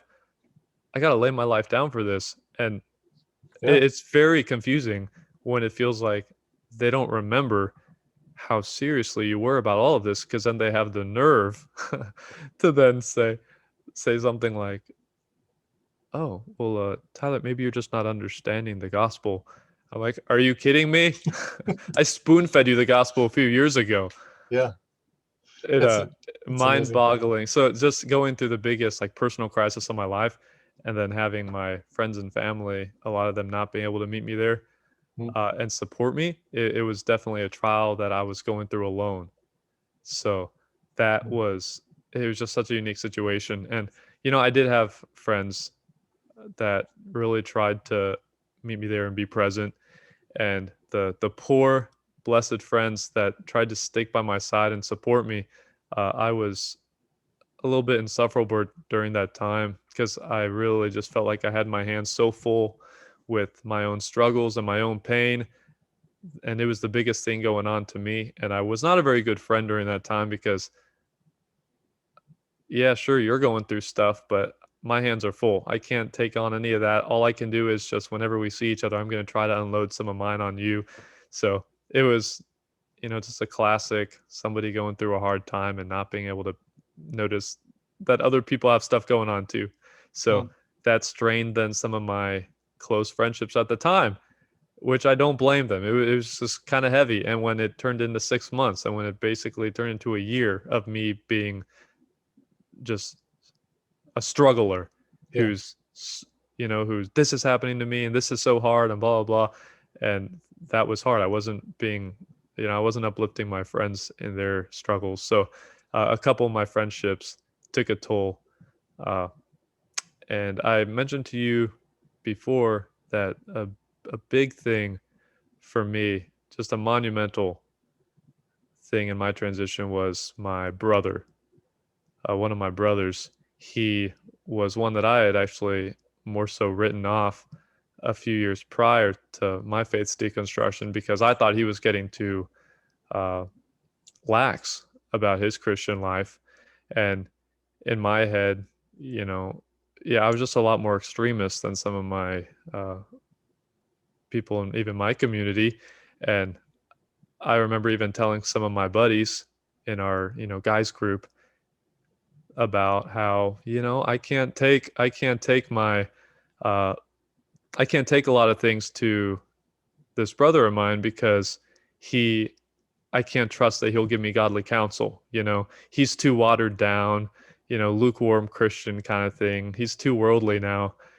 And Mm. He's yeah, living yeah, Laodicea. exactly. So I was looking down on him and even thinking through the fact that I was telling some people that even know him that, this stuff. Very sad. So I was just defaming him to people in my community, but I felt very justified in doing so and just talking about, yeah, he's too watered down and can't look to him for godly counsel. And anyway, looking down on him. And then when my faith deconstruction came around, uh, my brother made all the difference. And Mm. uh, he just became such a lifeline. And I credit him with so much of where I am today because I was on a path of just getting very, very angry and upset. And, I'd get on the phone with them. I'm just like, screw these people, screw them. Christians are all just evil and they're a mess and they're delusional, they're idiots. And my brother would just, de-escalate me and like, come on, Tyler. Like people are these are humans and these are human. And you also got people on the far non-religious side of the fence that will not tolerate anybody thinking differently from them. And it's like it's a human issue to Yep. to be in camps and freak out if somebody tries to leave your camp. And that just ended up being so priceless to me. I mean, that guy was just on countless phone calls with me and he did not Mm. let up and he did not I was not being that great of a brother during that time and he let me be in a trial for quite a while and just supported me through it and really just kept me so grounded. And I would call him and I would just be so fiery and angry Mm. at Christians and then I'd get off the phone and be like, okay, I can afford to show a little bit more grace with these people and I don't need to get angry at them. And I just have to realize that they're saying things from their point of view and nobody means Mm. ill will towards me. And they do care about me. They just don't know how to care for me right now. And uh, Yeah. my brother really helped me get on the track that uh, that I got So, on and that now who I am today of being somebody who does not at all identify as religious and I am not a Christian personally, but I am very passionate about uh, myself showing grace and understanding to Christians in my life, and maintaining those relationships, and still even maintaining in my head that I can learn so much from my Christian friends and family, and leading by example in ways that I believe I can lead by example, of accepting them and hoping that they can accept me as well. And I come from a very conservative, fundamental Christian environment, and still being very plugged into this. While now, what am I, some gay atheist of sorts? It's just such a funny twist to the story, but it's like, I don't want to let go of these people, and I don't think I should. Uh, Yeah. the, I think I still have so much to learn from them, and they have, hopefully, I have a lot to offer them. And if I have to be the gay atheist son, brother, friend to these people, I want to try to be the best one I can be. And taking on that approach has been just a very rewarding journey in my life. And one of the worst parts during that trial of the deconstruction of my faith was thinking, wow, I might lose it all. I Mm. might lose my friends and family. I might have to burn all of these bridges.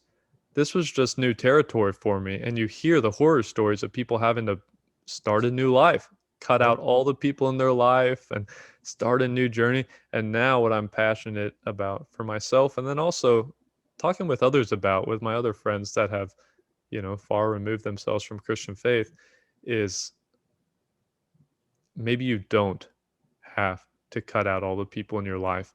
And maybe you can even have a very rewarding ongoing friendships and relationships with those that view things very differently from you. Some of Mm. my closest friends do not love my thoughts on faith, and some of my closest friends do not love that I'm gay. But heck, I'm still meeting up with them for game nights. They're in my home, I'm in their home, and I couldn't care less. And now my relationships and friendships have not at all, that they are no longer at all about, oh, we can be friends because we have this in common. Oh, good, we see all these things the same way. We can be friends. Now it's like, geez, I don't know too many people who see anything the way I do. So that's just not a qualifying item for our friendship. We can, no matter what we think and all the ways that we're different, we can be good friends, and we can Yeah. just meet and be like, oh wow, we're so different. How can we encourage one another on the path we're on? Like, hey, so we see everything different in life, but hey, what are your goals? What are you trying to do? Cool. And we can talk about it, and how are we going to get there? And there's still so much common ground to find. There is. With your brother that you mentioned, did he land more in what you might call liberal Christianity, or did he actually deconvert? Where was he with all that? So I don't want to talk about him too Sure. much, like his personal, uh, how he identifies himself. Uh, but yeah, at the time, he was definitely becoming a different brand of Christian as I saw it when I Sure. was a Christian, and I was very offended at Like that. the way he was opening himself up to the world, which he wasn't. He was still a Christian, but Yeah. I was judging him hardcore. Did any Christians, as you went through deconversion, did any Christians do what you might call a version of shunning to you at all?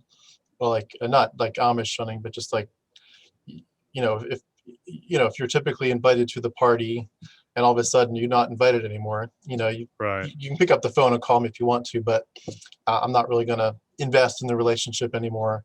That kind of effective shunning. Did you face that at all? Yes, on a level. Mm. Yeah. So me and some of my closest guy friends, we were doing a Bible study together, and then it hit a point to where, hey, let's start a new study. And Tyler, you shouldn't be here for the study. You don't believe this stuff anymore, so you shouldn't be here. We need Yeah. people who are going to be encouraging in this. And while I mentally understood it, emotionally, I was like, excuse me? You can't do that. You can't tell me not to show up. And that was tough, but obviously it made sense. I Yeah. was just in this in between period where I wanted to get with my guys and be honest about what I thought about things, and not really worry about how that was such a Debbie Downer for them, who, they meet up to build one another up in Christ. And then I show up and I'm like, hey guys, Christ might not really be a thing, and blah blah blah, and I'm just going on about my stuff, and I Yeah. wasn't being very considerate of them. But that hurt, though. That was one of the times where like a line was being drawn, and like, hey Tyler, you shouldn't be here, and that hurt so bad because obviously, as Christians, our Bible studies are a huge way that we connect and learn about one another's lives and stay connected and pray for one another and all these things. All those things are ways that we become closer. So being cut out of these traditions or these rituals hurt so bad because obviously being cut out of the Bible study, it's not just about discussing the Bible. That's the big part of really what binds us together as a group. So Yeah. it hurt. And then having messages from some people here and there uh, of, hey Tyler, if you're going to talk about faith or be disrespectful towards Christians or God on your social media, then I'm going to have to block you. I'm going to have to unfriend you. And those people don't have evil intent, but that definitely really hurt because I tried to be very gracious with how I presented anything.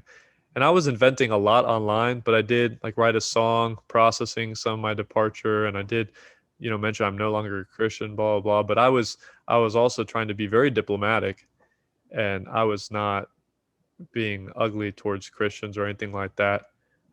One time I did share a meme that was poking fun at the Bible, and I did do that, and then I thought, I don't want to do this anymore personally. Mhm. But even just that one meme, I got a couple messages of like, hey Tyler, don't like this new direction, I'm gonna have to cut you out because I don't need to be seeing that stuff.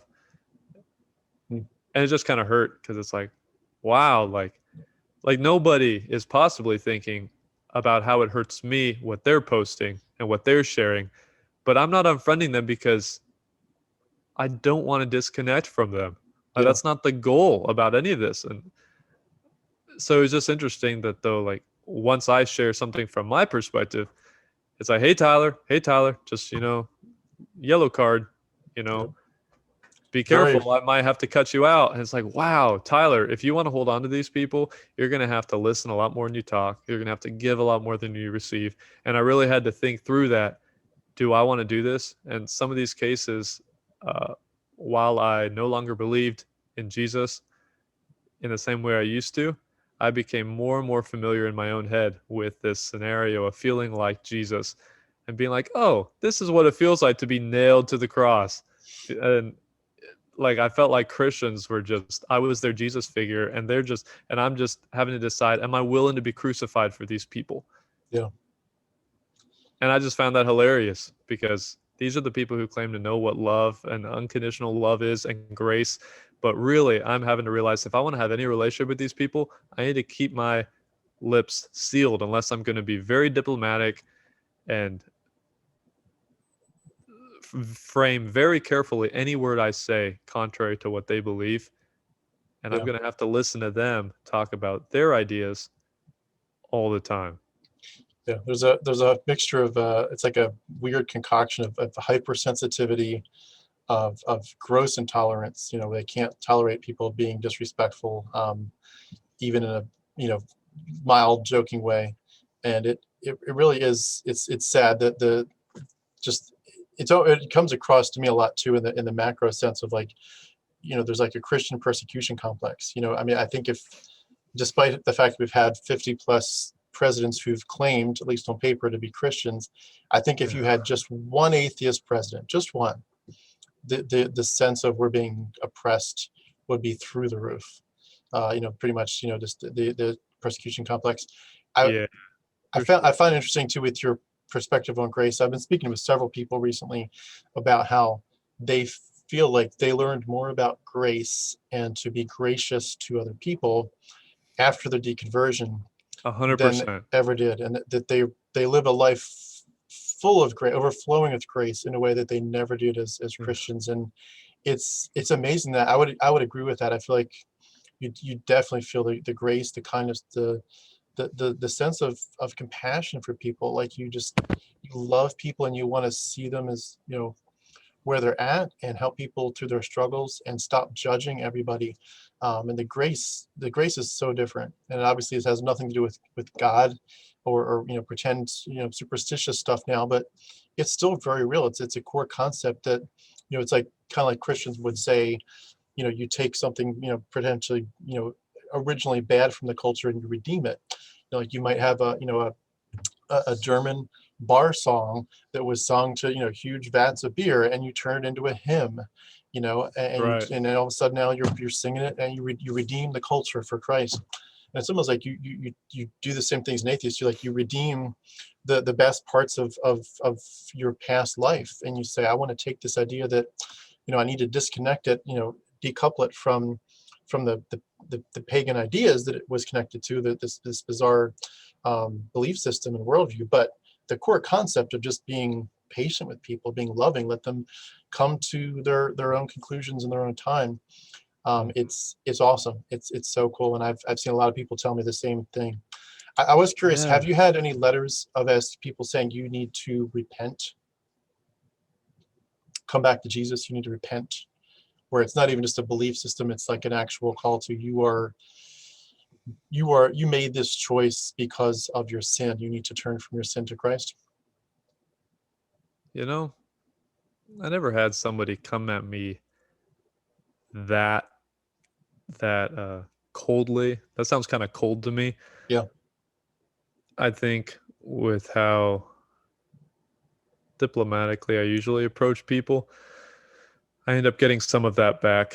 But there's definitely strong undertones of just in general that, Tyler, you're not doing right. You're you need you need to trust God. Like, you're on the wrong path. You gotta get right. Mm. So definitely an area of that of needing to like just shape up, repent. Yeah. Definitely repent. They definitely do see it as a sin issue, and certain times, friends have brought it up, like brought up pride, and like, so Tyler, like, you think that you're bigger than God. It's like, whoa, no, I I, I feel just as small as I always did, and I feel so much reverence for how small I am. I don't have the big answers to the big questions of life. I just no longer believe that the Hebrew God is the answer to those big questions.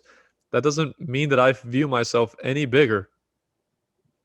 Yeah. It to me, it's not a pride thing. It's just realizing that, oh, I just don't have these answers. If anything, it's maybe giving me all the more reverence of just, wow, what an interesting existence and minute and unimportant existence I have. Mm. Yeah. Yeah. It's like you're not necessarily saying you've got all the answers. You're just No. saying, I know where the answers aren't. Or another person put it this way, they said you're switching, like if you were a bunch of different soccer teams getting ready to play, you're all kind of practicing in the stadium, and it's like someone's like, you're switching teams. Like, no, I'm leaving the stadium. I'm not switching teams. I'm leaving the stadium. I'm not playing these games anymore. And it's hard for them to grasp just what it's like to do this. But I was curious. I know I've gone through a lot of the story with you, but just to kind of finish this out, could you tell us what is it like once you get past some of that grief, some of that upheaval, some of the figuring out how you're going to do relationships now? Um, like, what's it like now that you're kind of more grounded and past that? You've kind of figured out where you're comfortable with your belief systems or lack thereof, what Right. you feel like about life. Once you kind of get to a point of you're not just kind of healing from the wounds, but now you're kind of growing again. You're becoming more thriving. What is it? What is it like for someone? Because I think a lot of people can't quite grasp. It's like if the assumption is almost like if you walk away from the love of God, there's pretty much nothing left but darkness. Right. And which is this That's is it. crazy that we That's used it. to think that, but it's like what is life like for an agnostic atheist who is fully vested, who fully understood the gospel and said, that's not reality. And now that you're at a place of healthiness and strength with your path you've taken, what is life like? Right. Yeah, as my faith was first deconstructing, definitely what's going through my mind is exactly like what you said. Like, man, all there is out there, like when you leave Christ, all you're going to find is darkness and sadness and all those things, love, joy, peace, patience, kindness. You're going to realize that, oh, wow, none of it's here, because that stuff's only found in Christ. It's all just going to be darkness if I walk away from God now. But intellectually, I was realizing, wow, I just don't believe this anymore. Mm. And uh, as I started first identifying as a non-believer and talking through that with my friends and family, in the back of my head, I was very confident that I got to walk this out because this is where I'm at right now, but God's going to bring me back. Mm. And if I'm walking out of Christianity right now, I'm going to step out and realize, wow, it's true. It's so dark out here and it's cold and there's nothing here and hope is only found in Jesus Christ. And I'm eventually going to run back to Jesus Christ. And it's going to be a humble pill to swallow, that I have to be honest where I'm at now, but I'm sure God's going to bring me back. You're the Very the interesting. lost sheep that he'll go after. Yeah, very interesting the big twist was not only that I was then not only like no longer identifying as a Christian and no longer believing, the biggest twist to me was that it's stuck. Mm. And it just stuck. And it and that's really when the trial became the thickest, was a little ways in when it was like, wait, this is not a drill, this is not a phase, this is actually falling apart for me.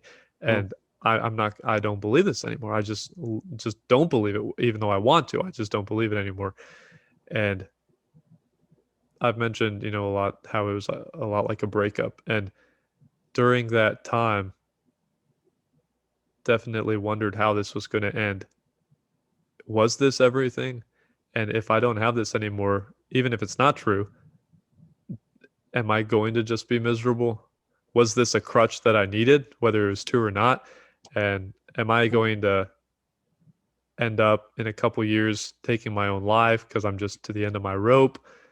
Am I just going to become a miserable person? Am I, am I just going to lose everything? Uh, Maybe this really is the worst thing to ever happen to me, and I won't come back from this. But, it truly ended up being similar to a breakup. With a breakup, you just feel like you're in pieces and like you can't go on. And how will you ever make it? They were everything and they were the best. And Mm. then you unfortunately have to keep living your life and you have to keep showering and going to work and making your food and cleaning up the kitchen and living a responsible life. And slowly, eventually, you're getting up in the morning and suddenly that pain is not as excruciating. And as time goes on, suddenly you realize, like, man, you'll realize midday, wait, when I woke up this morning, I didn't even realize, I didn't even remember this terrible breakup, and suddenly, anyway, the pain just gets a little bit less and less as time goes on and time truly heals it, just like a regular breakup. And that's what Mm. was interesting for me, just suddenly, little by little, just the chaos and pain slowly just faded away and suddenly just felt a little bit more peace and a little bit more joy in my life and a little bit more stability. And that's where I ended after about a year of just a lot of turmoil, of just inner turmoil, then coming out of it being like, wow, I feel fine. Mm. Suddenly the I'm not okay that was echoing in my head all the time, suddenly it was like, I feel okay. I Yeah. feel just fine. And I, I don't know how to describe it because I used to, oh, I feel joy and peace. Oh, thank you, Jesus. Jesus is giving me joy and peace. And now it's like, oh, I feel joy and peace. I don't know where it's coming from, but I feel joy and peace. Maybe this is just part of the human experience that sometimes you feel great, sometimes you don't. mm. I think it touches on such an insidious part of religion in that it really does. It sets up this paradigm of this is not just the best path, but it's really the only path, and anything Yeah. outside of this is so dark, and it's like you really get that picture painted for you, if not directly, at least as an assumption behind the scenes of course you wouldn't leave. What else would you go to? Yeah. It's like if you have one electricity company, electric company in town that provides you electricity, and you're like, you know what, I hate you guys. You're always messing my bill up, and when I call, I have to wait for 5 minutes to get somebody. I'm done with you guys. It's like, well, where else are you going to go? There is no other electric company. Like, you Yeah. can't walk away. If you walk away, Right. you're in darkness. And Yeah. it's like, if you just had never experienced Christianity, you just grew up thinking, wow, it's a beautiful sunrise. Wow, a beautiful sunset. Wow, the stars are gorgeous tonight. Oh, I love my friends. They're so amazing. I love my family. I love the joy of seeing, a new baby. I love, the wisdom that I can get from my elderly parents, or grandparents. I love the books that I read. I just love Mm. life. You wake up thinking, I want to learn something new. I want to help someone. Oh, maybe I'm going to be the one to discover the cure for cancer. Who knows? It's like just this Right. joy of like life and helping people and loving them. And if someone were in that context where you had never heard of religion, were to say, hey, I've got this death cult focused on human sacrifice and blood magic and scapegoating, would you be interested? And of course, as a Christian, you would have said that's not what it's about. But once you get out of it, you're like, no, that's exactly what it is. It's a death cult on human sacrifice, blood magic, and scapegoating. And someone says, would you like this? And you're like, that would make my life so ugly. Why would I want to look up at the sky at night and see these beautiful stars? And the first thing I think that God's thinking when I have a little baby boy is cut off the end of his penis. It's like, that would be so depressing to think of this oppressive psychopathic God that's so weird like that. And I picked these people, not Mm. those people. And the rest of you are going to burn. And even those of you that are Right. in the club, I'm angry at you all the time. Like, it would just feel so oppressive. Like, that would be Mm. such a dark life. And it's like the flip flop for the Christians. It's like, it's such a dark life without this God. And it really touches to me on just how much the tentacles get in you, that people can leave this and struggle for years sometimes with depression. And Yeah. it's another example to me of how this really is. It's a version of psychological abuse on children, and I feel so burdened for it. But I do want What to ask. Good. Yeah, what really just cemented, I think, that change for me, uh,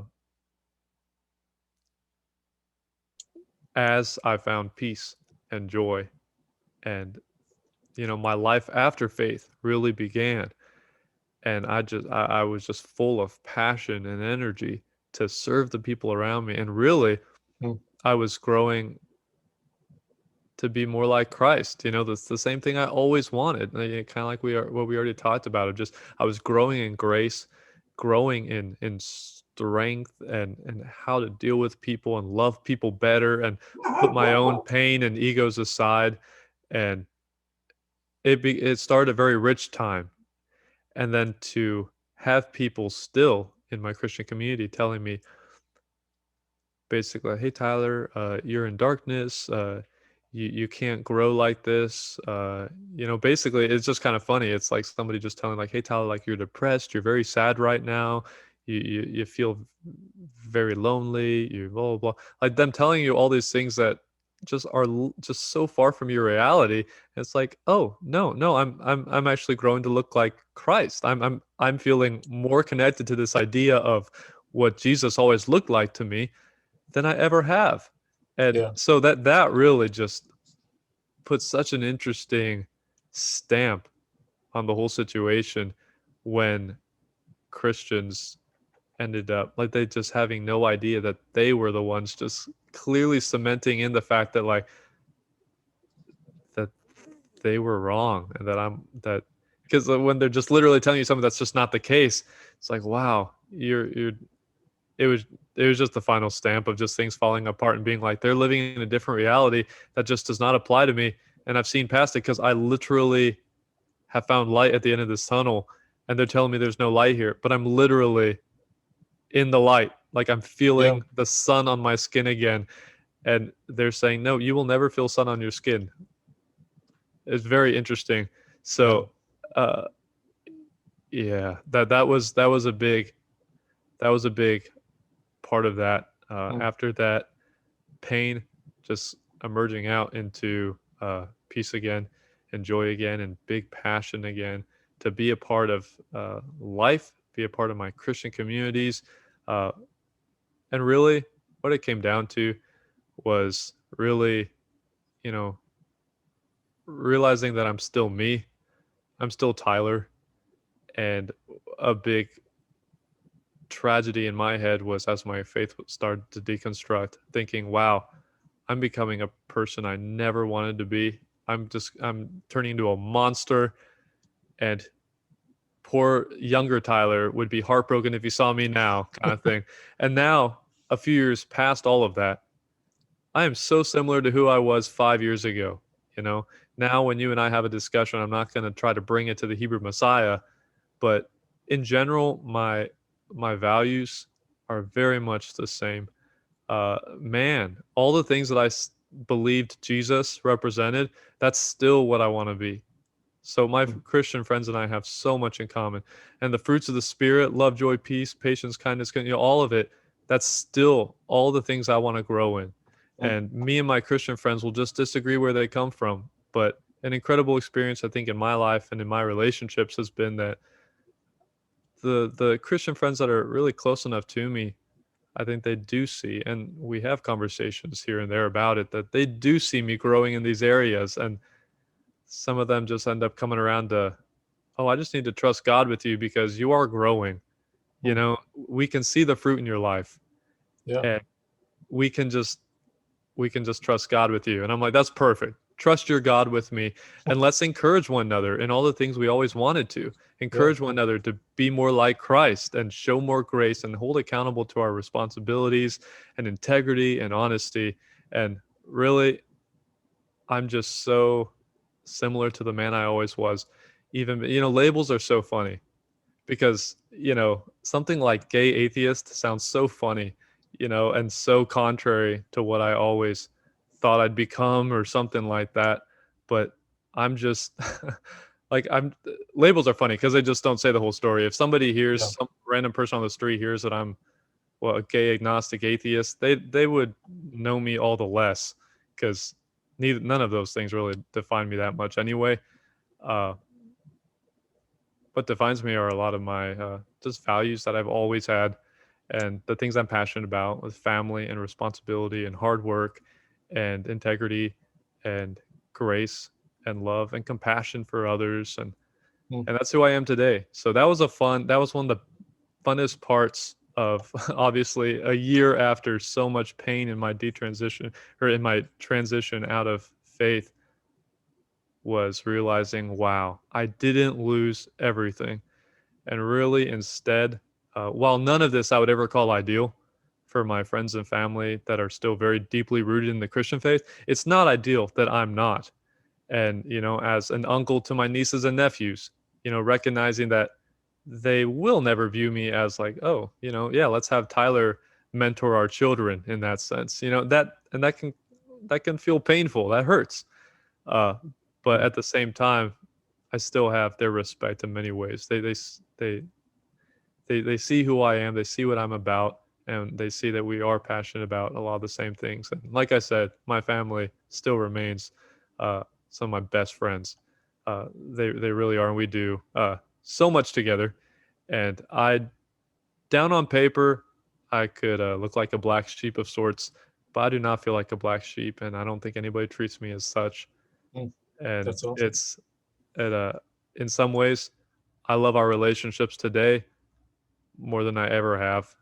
My family has grown a lot, and my Christian communities, I would say, and I love the real relationships I have with them that are not based on, oh, great, we identify with all the same team jerseys. No, like we have different jerseys on in these different areas. In some ways, we have the same jersey on. And okay, and we're just not basing our friendship off of like how many team jerseys we have in common. Now we're just friends because we want to be friends. We want to hold on to one another, and we're all going to die soon, whether it be together when the meteor hits us or whether I die on the interstate tomorrow. And life's very short, and these relationships with family and friends are so temporary, Mm.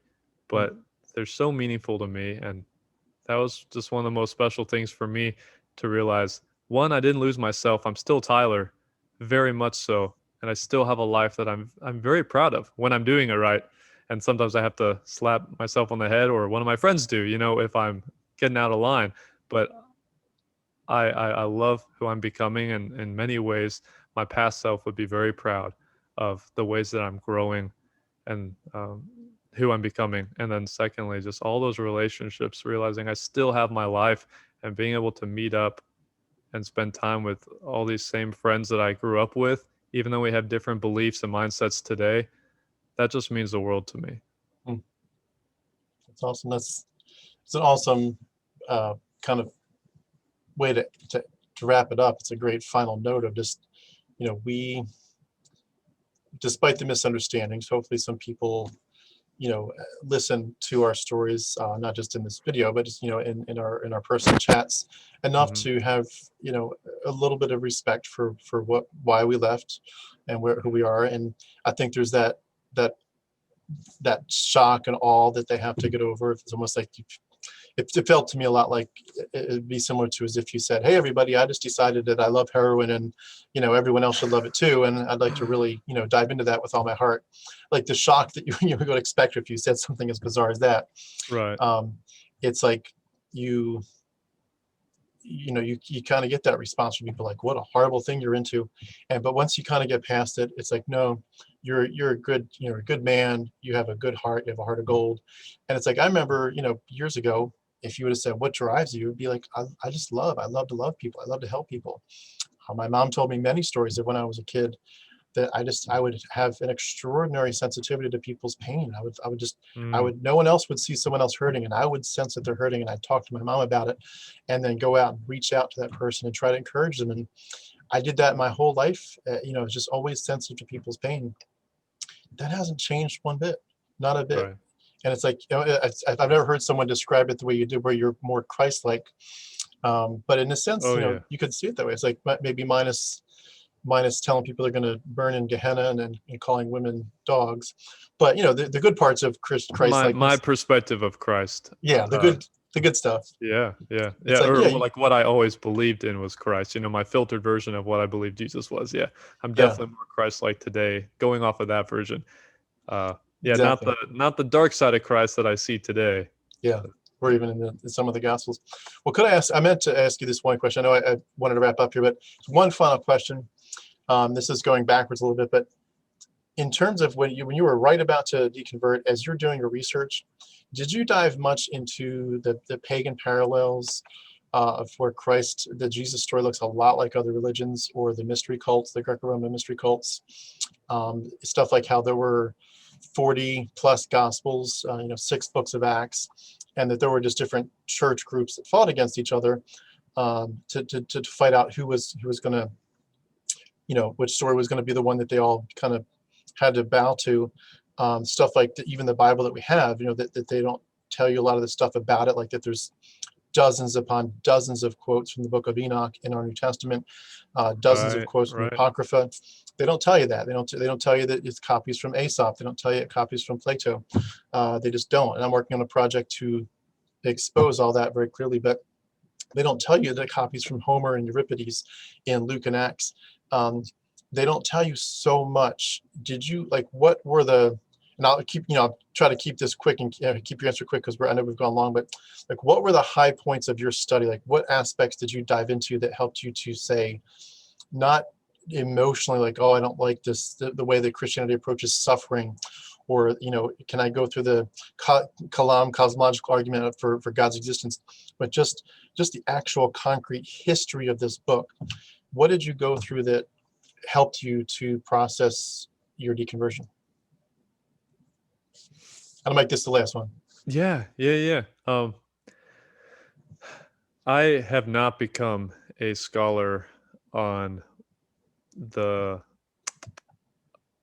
of apologetics against the Bible, against the scriptures. I still am much better at defending Christian faith, defending the Bible, which is funny because I don't believe the Bible.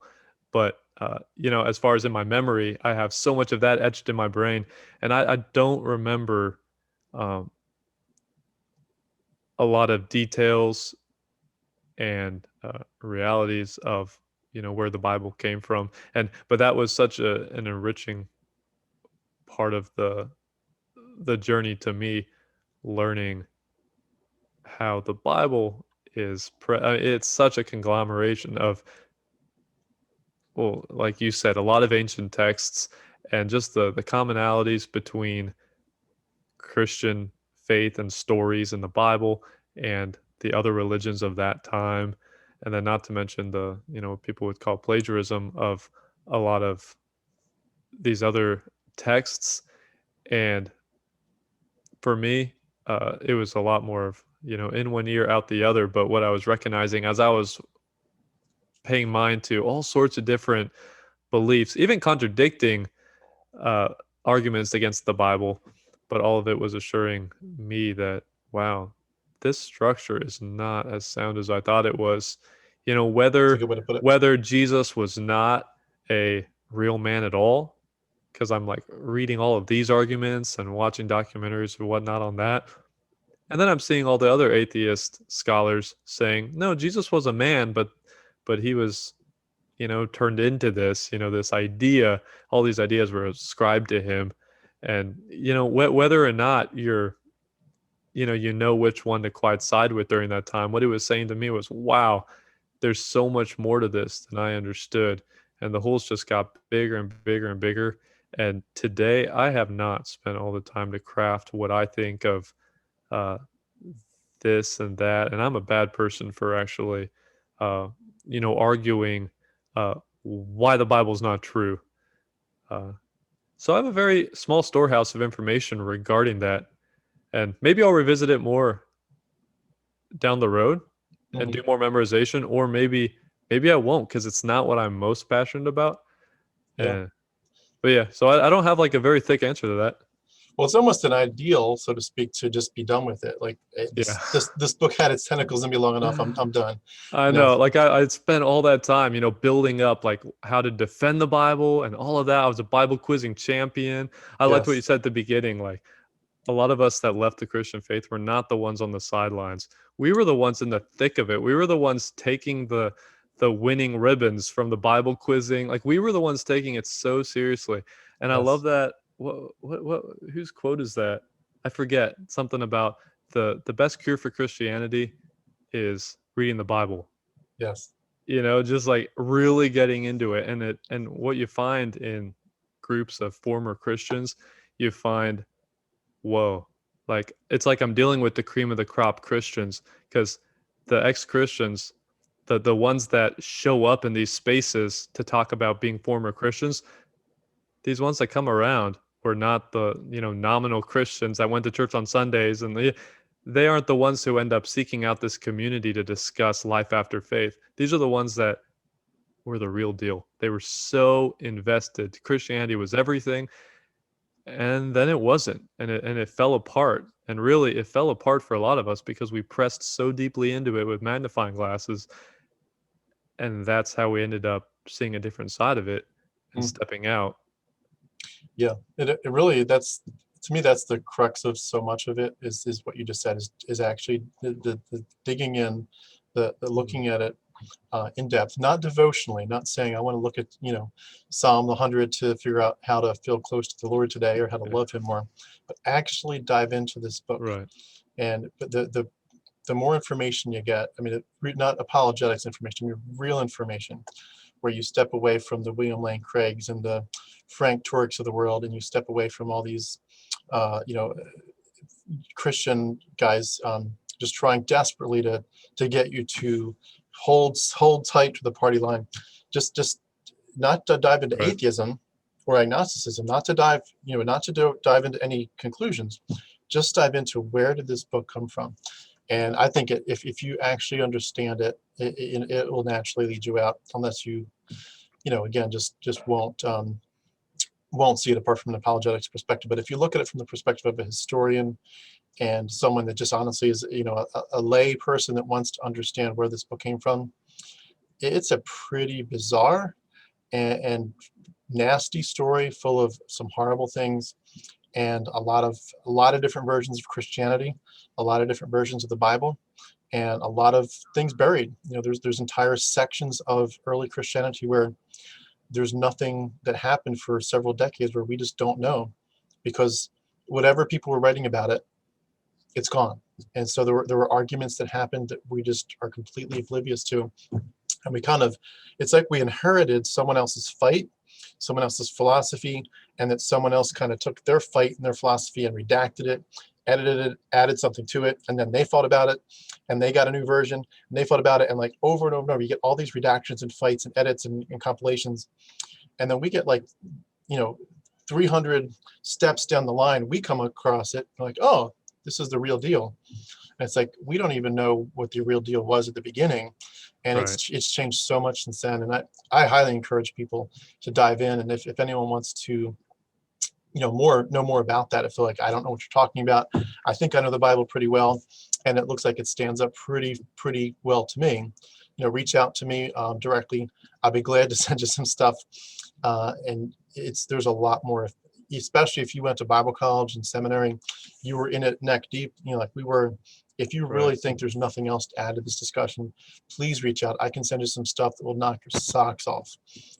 And I'm working personally on some projects that will hopefully do that as well. But Yeah, I'm looking forward to seeing your project. I'm looking forward to that taking off. yeah, I've got several. The one right now that I'm working on is just where the New Testament's quoting from, because it's quoting from a lot of sources that people don't realize. A lot from Enoch. I mean, dozens and dozens and dozens from the book of Enoch. I was never told that in Bible college or anywhere else. But the other one is astrotheology. I don't think people really realize how much star stories are in the Bible. When you get into Mark, you see the man with the water pitcher. The disciples, in a context when women carried water, he says, look for a man who's carrying a pitcher of water. There are clues like that. They're all over the place. Once you have eyes to see, once the scales fall from your eyes, there are star story pictures all over this thing. And It's once you funny. see, I have no knowledge of that. I've never heard about star stories and yeah, astrotheology. That's all it's, new to me. That's interesting. well, a quick example, and I'll wrap up. Elisha, he's bald, and he's walking between two cities, and 42 children start yelling at him, Right. "Ha I ha, you're remember that bald." story. Yeah. And the two bears come out. Beautiful act of God. Yeah. Beautiful act of God. And the two bears come out, and he curses the children. The two bears come out, and they, destroy the children. Yeah.